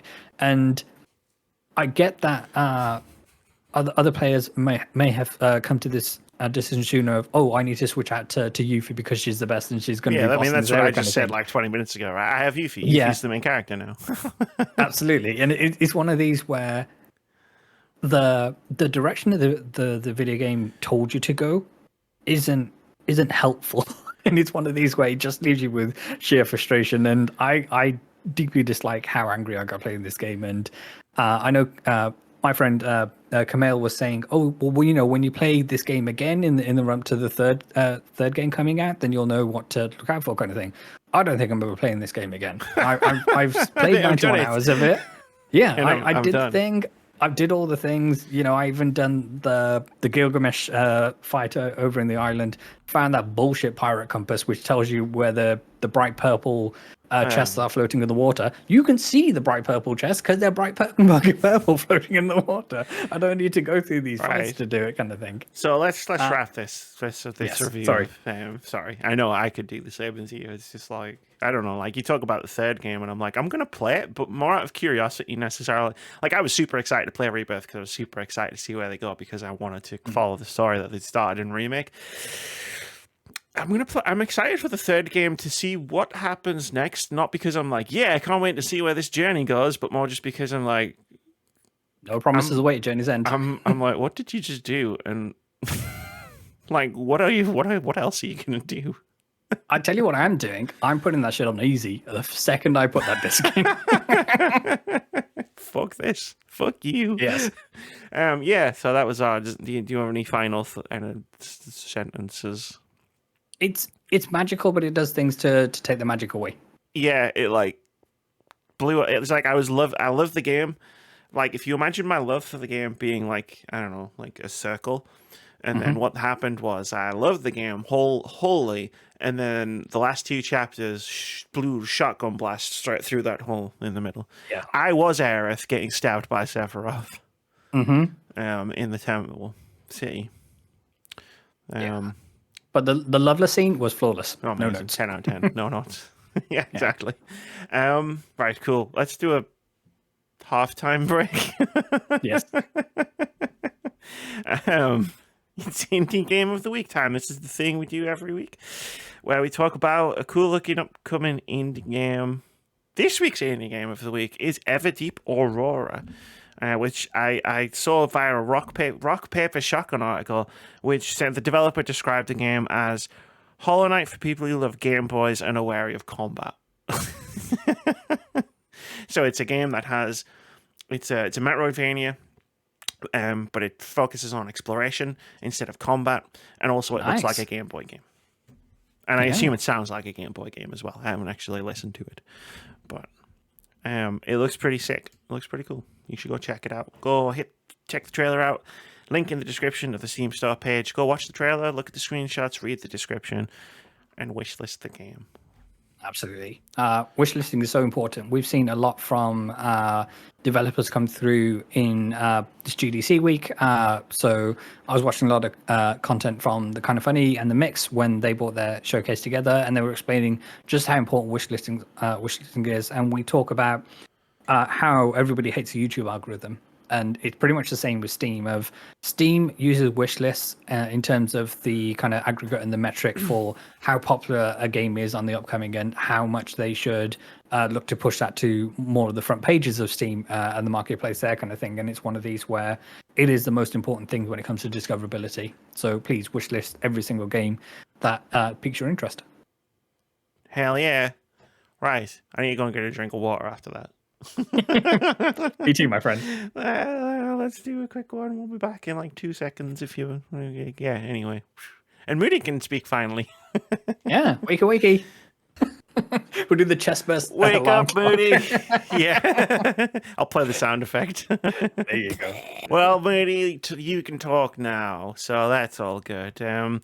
We probably have time for like a couple of these stories. Not all of them. Where do you want to go first? I'll let you drive. Let's go to joint 2023's Game of the Year for WAG Games. Venba wins game prize at 2024 Independent Games Festival Awards. Don't shake your head at me. Please, God, never call it WAG. Well, for starters, never call it WAG, but definitely don't call it WAG Games because the G stands for games, so it's just words about games. Yeah, okay. Also, do I need to recreate all the assets I've done? Just WAG? No. Yes. Absolutely not. Absolutely yes. Moody, you're fired. Is that the radio edit of WAG? You can't fire me when I don't get paid. Don't talk about WAP either because I showed you the thing. No, we're not getting into that. I saw Ben Shapiro's rap the other day. Yeah, so Visai Games Venba won the Shomus McNally Grand Prize for Best Independent Game at the 26th Annual Independent Games Festivals on Wednesday. Yeah, it was amazing ceremony, and Alana Pierce did a killer job hosting it, and yeah, some of the speakers who came up to present some of the awards. Dirty Effie Hippin was up there. Liana was doing her thing, and yeah, she's amazing too. But yeah, absolutely. So congrats to Visai Games and the team. Yeah, man. I'm so glad that they're getting their flowers and continue to. So yeah, if you haven't played this game yet, then I know we waxed lyrical about it when it came to our Game of the Year discussions kind of thing. But yeah, it's such a powerful 90 minutes. Yeah, it really is. Like it is a phenomenal game, and I've had people at work asking me what did you play? Like last year when we were talking about games last year and everything, and I was saying, have you heard of Venba? And they went, no, it's 90 fucking minutes long. Get on it. It's on Game Pass. Go now. What do you mean you haven't heard of Venba? You're an indie student. You're an indie publisher, guys. Come on, come on. But no, yeah, it's an amazing game. I absolutely love this game. For a game just to hold me all the way till the end of the year, till now even. Like I still think about the game just to this day. Still, it's such a powerful game, and I'm so happy to see all of this and everything. So, hell yes, play it, wishlist it, and all the other winners as well. Yes. Excellence in visual art, Phenopolis. Excellence in audio, Rhythm Doctor. Design, Cryptmaster. Narrative, Mediterranean Inferno. The Nuevo Award went to Anthology of a Killer. The Best Student Game was Once Upon a Jester. The Audience Award went to RAM, Random Access Mayhem. And the Alt Control GDC Award went to Tumor by the Tumor team. Go wishlist and play Venba and also all those other games. The IGF is great. You get to see a glimpse into the future of indie games, but also some games that are available right now that are also great. And you should just check all these games out because they're great. Yeah. Hell yeah. No doubt about it. What's not so great was also, no offense, the inevitable that I just knew was going to happen. IGN lays off 3 people without consulting newly formed Creators Guild Union. How the fuck am I not surprised that this has happened? Yeah, so for those who are unaware, I know we spoke on the third podcast about IGN creating the Creators Guild, which is a union, and IGN, in their wisdom, the leadership there decided to lay off 3 people with no rhyme nor reason, and they didn't even, to Moody's comment earlier, they didn't even consult the union. So the union powerhouses are now asking people to essentially call out the leadership to say, yo, what the fuck? Because otherwise it just goes down as a token exercise of, okay, we've created this union and IGN is not in any financial hardship or any dire times, yet you've chosen to lay these people off when we have open positions where these people could easily have been slotted into. So we want to know the reasonings for why, and why weren't we discussed or consulted with to make the preparations and have those discussions about, okay, what severance we can provide these people, how can we avoid the situation where they're going to be laid off in the first place, and how can we help them protect the rest of the people within the union and outside of them for better conditions, so you can't just pull the rug from under them like the heartless company that you are, kind of thing. The key word there is heartless company. Absolutely. Yeah, there's no doubt about it. I just knew this was going to happen. I just had this feeling that they were going to do something like this.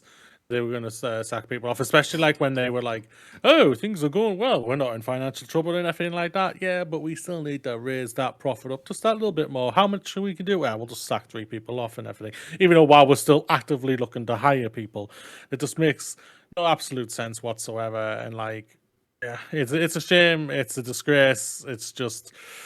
But not the surprise. It's not a surprise. Sorry, it's not a funny situation, but my brain completed that sentence as a slogan.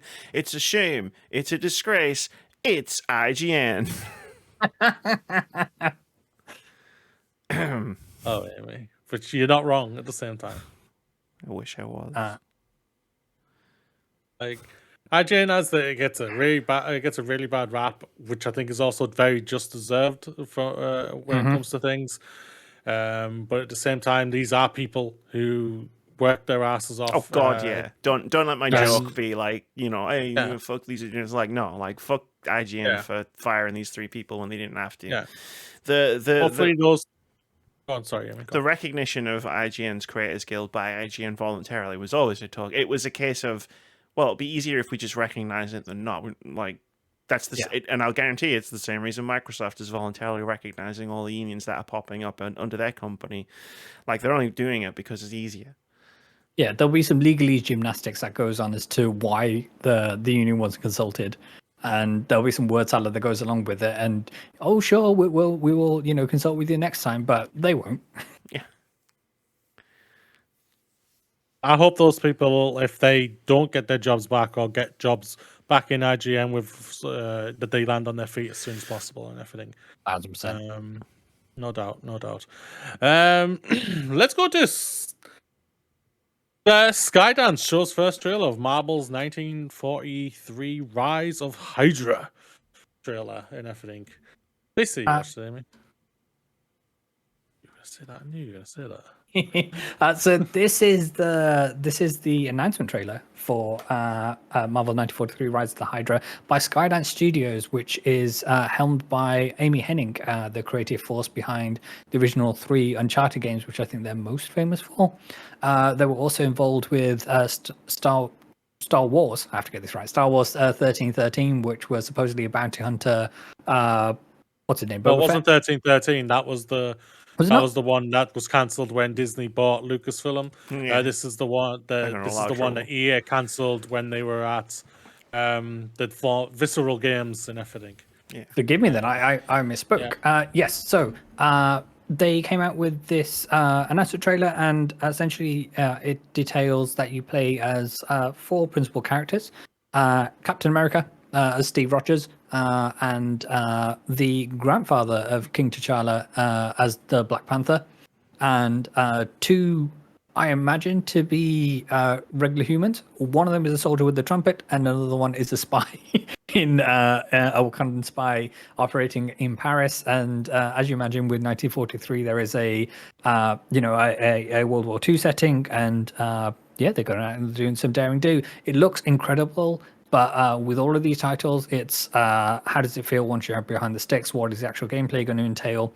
And hopefully it turns out to be right, because I think, I've been down this road before. Games industry, what kind of game is this?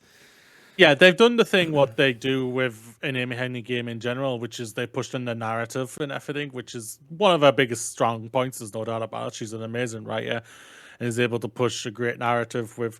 And hopefully she's bringing that same thing for this game and everything. Like, I'm looking forward to this game. I think it's a CGI trailer with a little bit of gameplay twinkled in there, but it's so fast that it could be it could be completely. It'll probably be completely different to when the game comes out in 2025 and everything. But I'm all like.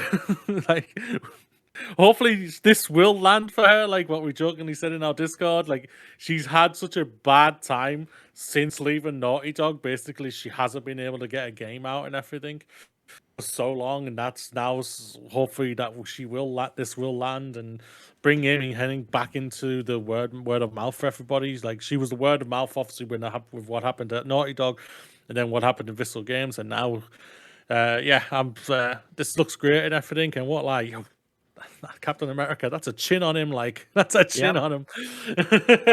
America's chin. They went, we can't do the American ass thing, but we can have America's chin. There's no doubt.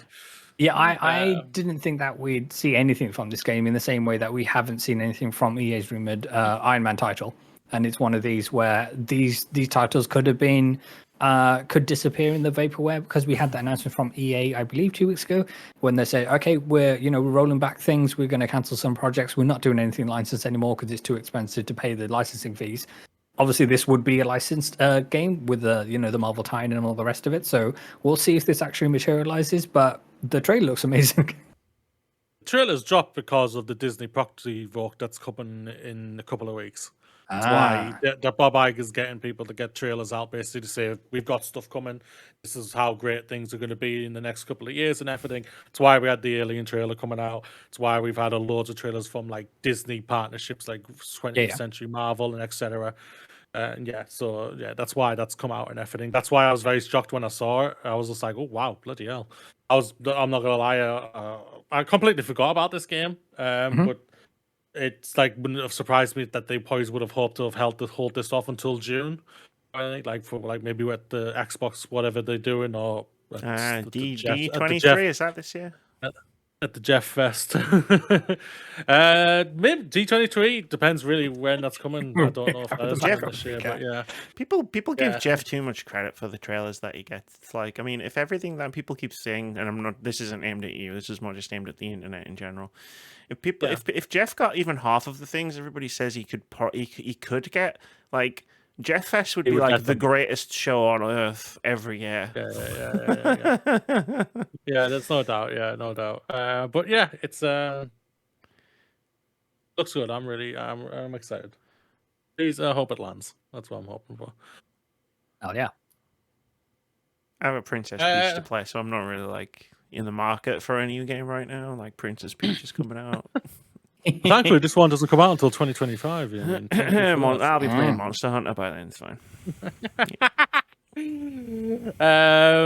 Let's move over to PlayStation veteran Connie Booth has joined EA. And this is the Please lady...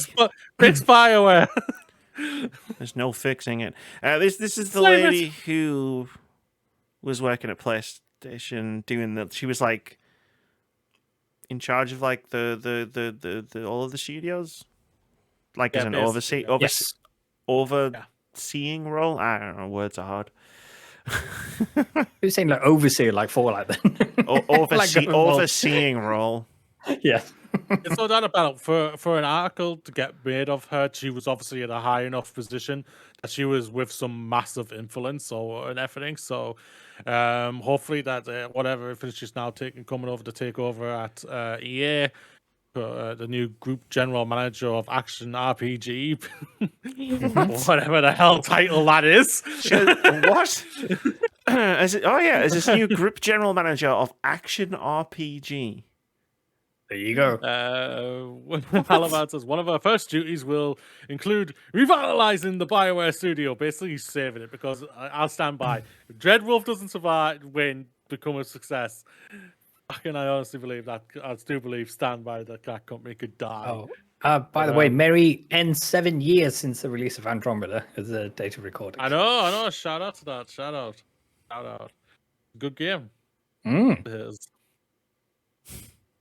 But yeah, that's a hell of a task you've got yourself, Connie Booth. Best of luck to you. Wait, what other action RPGs have EA made? It's probably one of these where everything is an action RPG for them. Yeah. If it contains some gameplay element and there's a skill tree involved, it's all action RPG. Okay. Yeah, honestly, yeah. that I'm pretty sure they added in the respawn with Star Wars Fallen. Oh yeah, I suppose Star Wars was an action RPG. Yeah, okay. Yeah. I rescind my comment. Wow, it's amazing that I forgot those games existed. You played one of them last year. I've played both of them. Oh, was that last year? Holy shit. Oh my god. Jedi Survivor was last year. You know what? Talked about it. I'm pretty sure we talked about it in our game of the year. Did we? Because we talked. I think we talked about why it wasn't. I was going to say I definitely didn't know it. It's weird, isn't it? Like ever since I've like purposefully chosen not to have an opinion on everything, like I've forgotten so many things happened. Okay, that was weird. Please continue. Let's move over to the Game Developers Conference. Apparently, the game industry decided let's go out onto this park and just scream really loudly. As somebody who just screamed into a pillow while reviewing a video game, big mood. So 50 game developers met in a park across the street from Moscone Center where the annual GDC was taking place. One objective: to scream as loud as possible. The event, known as GD Scream, took place in an open area in the middle of Yerba Buena Gardens, where event organizers assembled the crowd to hold up pieces of paper with "Scream" scribbled on them. So yeah, this is essentially a reaction to the industry is so disheartening at the moment, and yeah, the vibes are rancid and everybody's getting laid off, and it's one of these where there doesn't seem to be anything that people can do about it. So the only recourse that these people have at the moment is just to scream about it, to vent their frustrations out, not necessarily a constructive manner, but at least one that is That's constructive. Yeah, it's to sorry, I misspoke when I say constructive in terms of not letting them bottle up and fester and become more destructive. Punching an executive in the face, that kind of thing. Like, I mean, a lot of execs deserve to be punched in the face. I'm not going to lie. Scream in a park. Yeah. It's financially more healthy to scream because I'm suing the shit out here probably and everything. But yeah, I won't lie. I did giggle when I heard this was happening and everything, because I was just like, yeah, what, you haven't been doing it already? You've waited until now, until you were surrounded by game developers and guaranteeing you some chief executives there and everything, probably. Hey, we have collective bargaining, now we have collective screaming. There's a clear through line here. I don't understand why they've waited either. It's like when we start this podcast, right before I do the intro, Moody just screams until I start talking, and then when we finish, he just starts screaming again when we hang up the Discord call. These are all facts. Facts. That's why he wasn't talking so much during Final Fantasy VII. It's not because he hadn't finished the game. It's just his throat was a bit catching his breath. Yeah. I finished the game in my heart. Honestly, I did comment of it that it was funny that we all three of us came to the game from a different standpoint, but we all ended the game feeling exactly the same way, confused and annoyed. I won't lie, I didn't expect that. I keep down after seeing that after I watched the trailer at the ending, I was thinking I should have thought. I didn't think at all. I was just thinking, oh, okay. Can you do me a favor, Moody? Can you go and watch the Loveless scene from Final Fantasy VII Rebirth? Because it is spectacular. Or two scenes in particular. One when the party first get to the Golden Saucer, and there's a dance number that plays, and it's amazing. And then the Loveless scene and everything that's entailed there. Loveless scene. What was the first one? When they first arrive at the Golden Saucer, Saucer. Party scene, Golden Saucer. Yeah. Golden. Yeah. Not right this second. Yeah, I know that. Just. All right, there we go. I've got notes to put down for myself. Reminder. Awesome. All right. Let's. Do you want to take us to the closer? Yeah. One more. Go on. One more. Moody's got some fire in his eyes. Yeah. I haven't spoken for hours. True. All of it. We've always talked about diversity and how important it is and everything, but it's interesting when I saw this. Are game studios suddenly abandoning black developers? Yeah, this came out of GDC. This was Zelivia Nelson Jr., who was accepting an award for Best Indie Developer at Black in Gaming Awards. Had some stuff to say in his speech, like a lot of people did this week, which was cool to see. But in his speech, this is from a story written on GameDeveloper.com. Nelson revealed his 2023 game El Paso Elsewhere had precious little publisher support, and many rejected it. It went on to become a hit, but he said a lack of support isn't uncommon for black developers pitching new projects. It's made even more egregious because of how the industry often courts black culture. Nelson was frank in calling out the industry's tendency to have black characters in music, but then take a sudden silence when it comes to projects made by black developers like himself. Such issues are emblematic of the entertainment industry at large, but in the case of games, it's been further highlighted by recent discussions of black hairstyles in games, DEI efforts like Sweet Baby, and the growing number of black leads in titles like Alan Wake 2, Suicide Squad, and the upcoming Marvel 1943. He said, quote, "The industry uses black aesthetics because it's become the shorthand for what it means to be cool, yet when it comes to time to promote black professionals to direction and leadership, again, the industry is silent," end quote. I'm going to skip the commentary.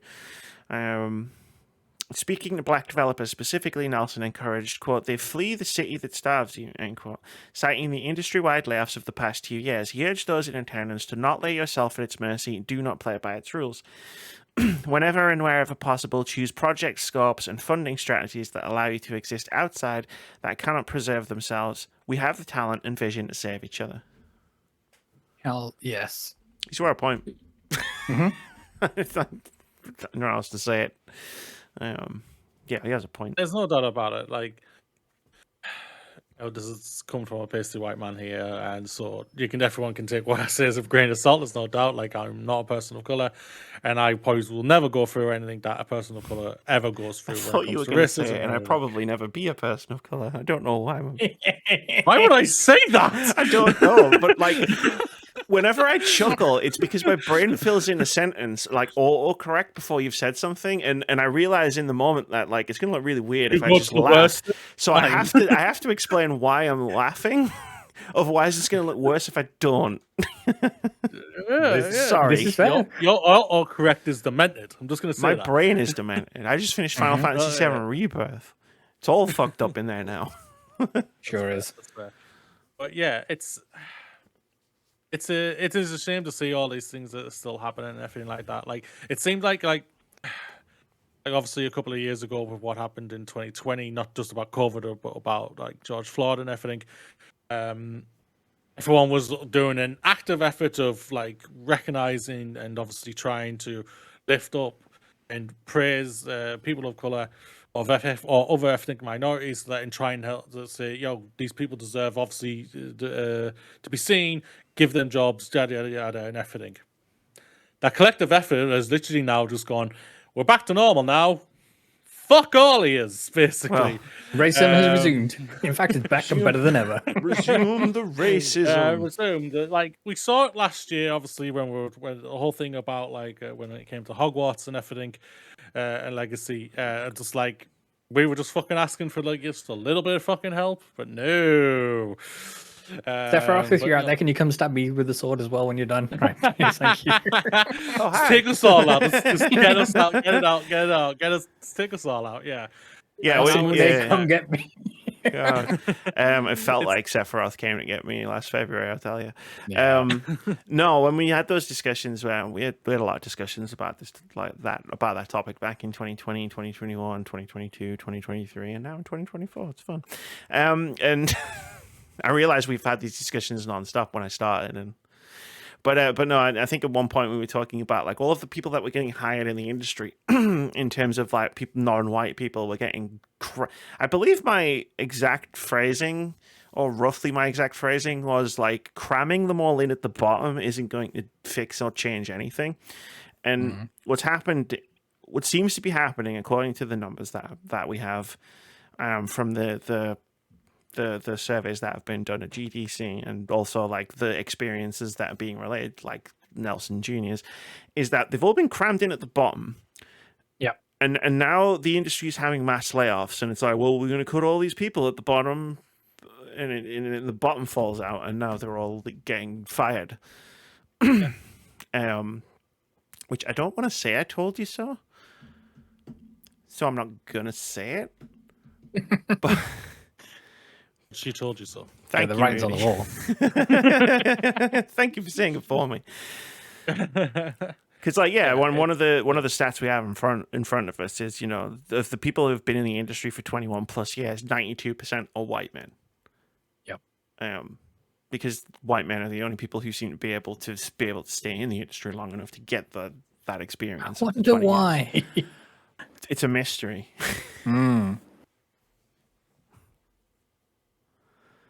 Yeah, it's just.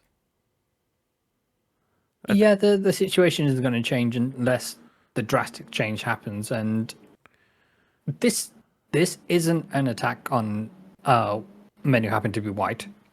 This should just give everybody equal opportunity to be in the positions of power that you find yourselves in. And if they prove more competent than yourselves, then you know it's time to go. There's a lot of people more competent than me. We desire here white men in protected characteristic, goddammit. And another thing about that Sweet Baby Ink, I've heard so much about it. There you go. This is the thing. This is the crazy thing about it. It's like where everyone they say, "Dude, woke this, woke culture, does and everything like that." Well, I'm just like, what are you complaining about? They're all getting sacked or not even getting jobs anymore. You whiny bitches. You, in some metaphoric term, are fucking winning. You whiny crybabies. Yeah, I again, to everyone who's lost their job, I hope everyone lands on their feet and everything. Again, please, the industry is terrible. It's a pain in the ass. But please don't leave it. Like I said a couple of weeks ago, it can be the biggest pain in the ass in the industry, but also can be one of the most wonderfulest industries. Like I've only been in it for 2 years. I've had highs and I've had fucking lows in just 2 years, and I'm me. So I'm like, for fuck's sakes, come on, we can do this. There's no doubt about it. Yes, it starts from the top, and sadly, at the top, there's nothing but me. That's a really bad analogy, but either way. Wish you were at the top. You could hire me. And me. Hey, we should have some numbers up. As with Amy. Yeah. We would rule it all. Right. Yeah. Let's move on to the closer. Yes. OpenCritic Head-To-Head. This is the game we play every week where we try to guess the OpenCritic averages of upcoming games. I think I said that right. Whoever gets as closest to the score gets a point. If you manage to guess the score correctly, you get 2 points. But really, it's just an excuse to talk about video games. Over the last couple of weeks, we guessed the OpenCritic average of 4 upcoming games, and I want to start with the second one. Because I posed a question when we were doing OpenCritic Head-To-Head last week, which was, hey, is anyone excited for any of these 4 games? And you know, we had a nice discussion about Dragon's Dogma, Princess Peach, and all the rest of it. We did, yeah. And I remember saying, well, I didn't like the first Dragon's Dogma, but I'm going to wait for the reviews to drop just to see where it lands. And like, my interest in playing that game is like, you know, it's a bit like unsteady, we'll say. And then like we finished the podcast. And my interest in that game cratered when Capcom announced that Asmongold was gonna be like one of the official pawns in the game, and I was like, all right, cool. Well, fuck that then. So I just wanted to follow up. I need to scroll up because Moody's doing things. I just want to follow that statement up basically with like, yeah, I'm not gonna play it. Yeah. No matter how many high scores you gave it. Mm-hmm. But it's cool. It means more time for Princess Peach. Sure does. Sure does. Is he finished yet? I know some scores have obviously gone his way. Like, I'm just waiting for him to finish editing the document. Really, he's got a perfect form now across all 4 games. I don't know how that works. Finished. Yes, okay, cool. It's very off-putting when the words that are in front of my face are changing. Mm-hmm. So the first game. Oh yeah, that went up. Yeah, that went up. You don't get 2 points, Amy. I was gonna say, how have you done this? Because like, I'm looking at OpenCritic right now. Yeah, but the maths didn't math anymore. Yeah, you need to delete yours and delete 2 No. points. Don't do half a job and then expect me to clean up after you. Oh, okay. I don't give a shit about these fucking numbers. You've already won this year. Anyway. The first game. Yeah. So the first game we try to guess the OpenCritic average of. How does 5 make 4, Moody? We're at 6. Uh-huh. You had 2 points. You were at 6. You had 2 points for Rise of Aurora, and I've deleted 2 off to make it 4. Moody, how many games are on my list?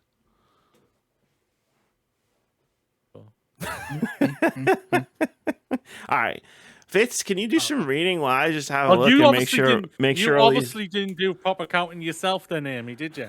Just Sure. So the first game we tried to guess the correct scores of was Alone in the Dark. I guessed it would get a 79, Moody guessed it would get an 83, and Amy guessed it would get a 70. The time of recording, this has a score of 63, so the one and only Amy gets the points. The next Yeah, the next game we tried to get the score off was Dragon Dogma 2. I guessed it would get an 87. Moody would guess it would get an 88. And Amy guessed it would get an 83. At the time of recording, it's got an 89. So I believe that goes down as a draw. Nope. No, Moody gets a point. Yeah, that's it. Best game of the year that features a man who is harassing game developers. Yes. The coveted title. Mm-hmm. Yeah, sorry, I didn't answer any of that. Fuck that game. Like, seriously, I'm not touching that. It's not on. The next title was Princess Peach Showtime. I guess it would get a 73. Moody guesses it would get a 77. Amy guesses it would get a score of 80. The time recording, it's got a 77. So there's 2 sweet points going all the way to Moody. I have a question. Just really quickly. Yes, of course. I'm going to play this game because I've enjoyed the vibe of the trailers. Yep. And I tried to read a review to answer this question, and the review couldn't answer this question. What kind of game is this? Oh, Princess Peach. Yeah. Oh no. I tried reading. I'm not going to call out the outlet because when I went on OpenCritic, I was like, I didn't have time at the time to watch a video, because I just watched a gameplay video. But I've watched trailers. I don't know what the game is. I thought, I'll click a review. It'll tell me what the type of game this is. I can tell the reviewer liked the game and why, but I still don't know what type of game it is. And then I went on Wikipedia, and I still don't know what type of game it is. From the quick gameplay I'm seeing right now, it's a side scroller. All right, cool. That's fine. It's just like Mario. It's female version of Mario. It looks like to me. Just as big of a mystery as who developed this game, because one of the big hoo-has around this game is that there are no credits for who the team behind this game is and who developed the game outside of Nintendo published the game. But until the actual credits, in terms of there's no splash screen to say, oh, it's this studio, it's that studio, and all the rest of it. And there's, I think there's an alarming trend which is starting to form from Nintendo in terms of Nintendo seem to be a company that only want the word Nintendo to be out there, not necessarily the teams behind it. So yeah, but I mean, the game still has credits at the end. Of the game. Does. I don't necessarily know if I find that too alarming as someone who just spent way too much time thinking about game credits.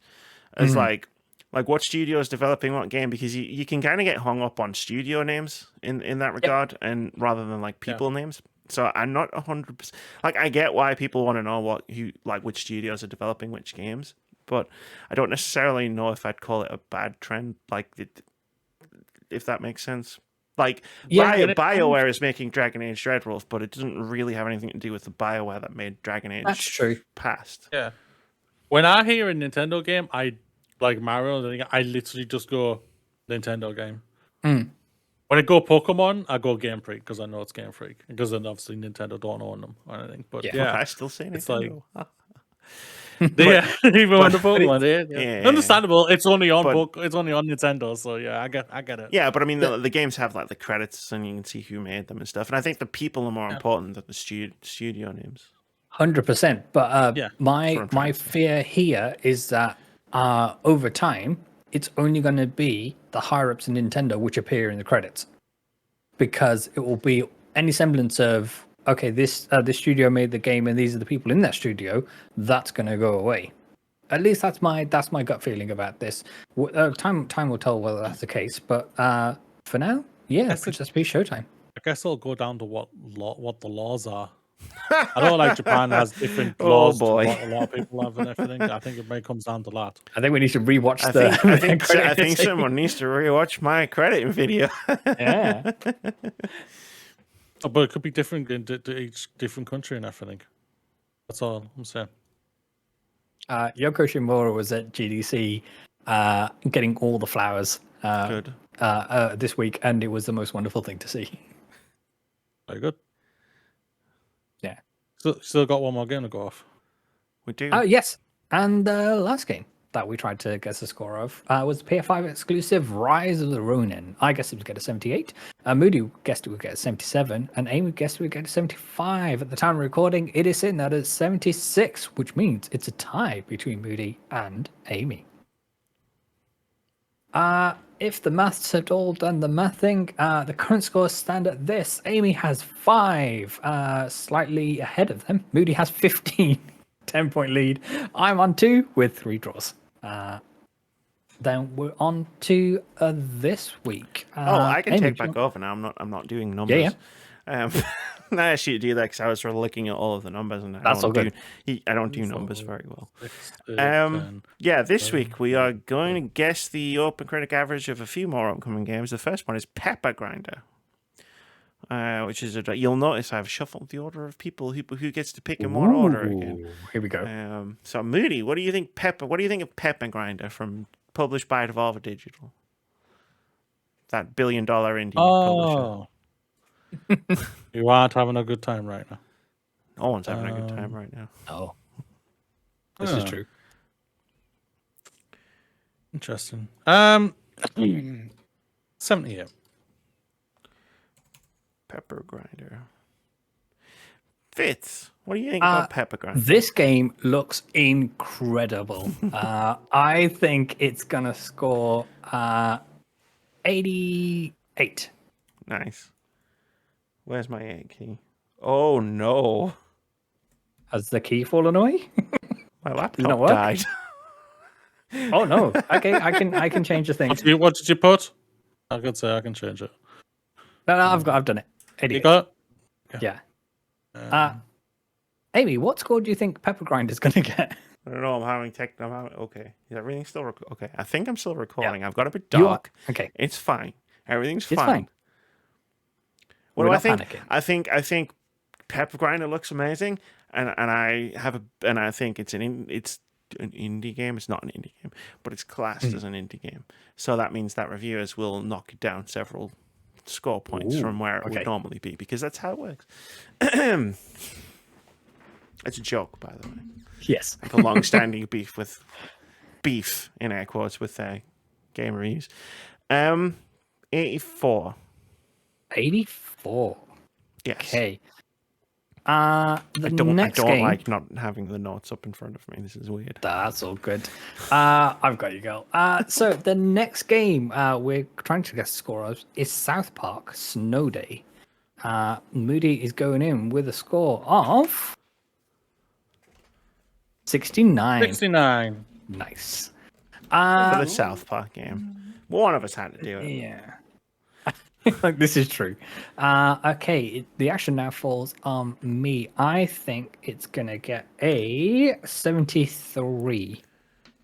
Amy, my friend. South Park Snow Day. 71. 71. And the final game we're guessing the scores of this week is Open Roads. Moody, where would you like to go? Patience. Okay, Patience, my so friend. Moody's having a cheeky look at Open Roads. What type? I don't even know what this game is. Yeah, I need to know. Oh, yes, you do. Just go off the vibes, man. It's that game. Judge a book by its cover. Annapurna. Oh. See, friends, this is how Moody has a lead of 15 points in the moment. I don't get it, man. Every game we talk about, he goes, I don't know what this game is, and then he clicks a button on his computer and he goes, oh, I remember really this. Bad. No. Don't go with me like that. I'm not really great. No. You let him finish the sentence, which was then you click a button and you go, oh yeah, it's this game, and then you fucking nail the OpenCritic score somehow. I need to forget more games. There you go. Sorry. I know the beginning of that sentence sounded like I was having a go at you for your memory. No, don't worry. No, I should have let you finish. That's fine. 80. I'm all at sea. I've accidentally full screened this thing over here, and this thing's not on anymore. 82 was the score from Moody. I am going to go for an 83 and see what happens. Well, Open Roads is a narrative-driven adventure game by the team that made Gone Home. And it's being published by Annapurna Interactive. And I also have it in my Fantasy Critic team, so I expect it's probably going to get like 6s. Just to spite me. Just to spite of Amy. Just to spite me specifically. 5 out of 10. And you know what? You guys have taken some pretty good numbers. there. So fuck it. I'm gonna guess it's gonna get a 70, just to spite Amy. 70 is going in. If I get a point for this, I'm gonna be mad as hell. You're gonna laugh and cry at the same time. I'm gonna be like, I'm gonna think the beef is real, and it's two way. And that is the action for this week on OpenCritic Head-To-Head. Oh, this game is like right up my alley, but at the same time, this screams Amy's right. It's coming to Game Pass. Of the critics. Don't buy it on PlayStation. It's coming to Game Pass. You've done that before. Coming to Game Pass. Right, yeah, cool. that's why I was cool. like, I'm specifically saying don't buy it on PlayStation because we did that like 3 times in a row last year. It's like, it's on Game Pass. Yeah, it is. But hey, if you want to buy it, I've already bought it. If you want to buy it and support your indie developers, you should definitely do that too. Hell yeah. That, friends, is episode 395 in the books. The Final Fantasy VII episode. I bet everybody was coming the one where Moody doesn't speak. Yeah, you spoke enough. You can speak some more when you give us the outro. But yeah, no, the episode where everybody came in and thought, oh man, Amy and Vitz are going to talk about Final Fantasy for ages, and they're going to be like, it's amazing, it changed my life.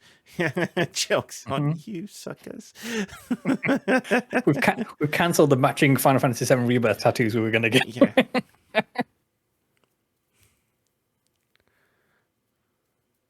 Cool. There we go. It's a shame that it didn't click for you. It's like I was rooting for it for years. Like, I mean, it did, but like you always saying, like you were saying, Amy, you've still got the original. That's the thing about it. Hell yeah, I do. That's the thing about it. No doubt. I thought of an idea for a charity thing for what I could do for a game I could play. Excellent. I'll tell you off stream though. Yes. I'll tell you off stream. Awesome. Tell Bulb. Moody, give us some wise words to send the people off into a fantastic week. End. What's up, everybody? You made it. Another day is done. Another week has passed. We are all proud of you. You are special. You deserve the absolute best. You are truly good enough. Understand that. You're doing great. We believe in you. Have a fantastic week. Live long and prosper. Bulbasaur's doing the same. Avatar!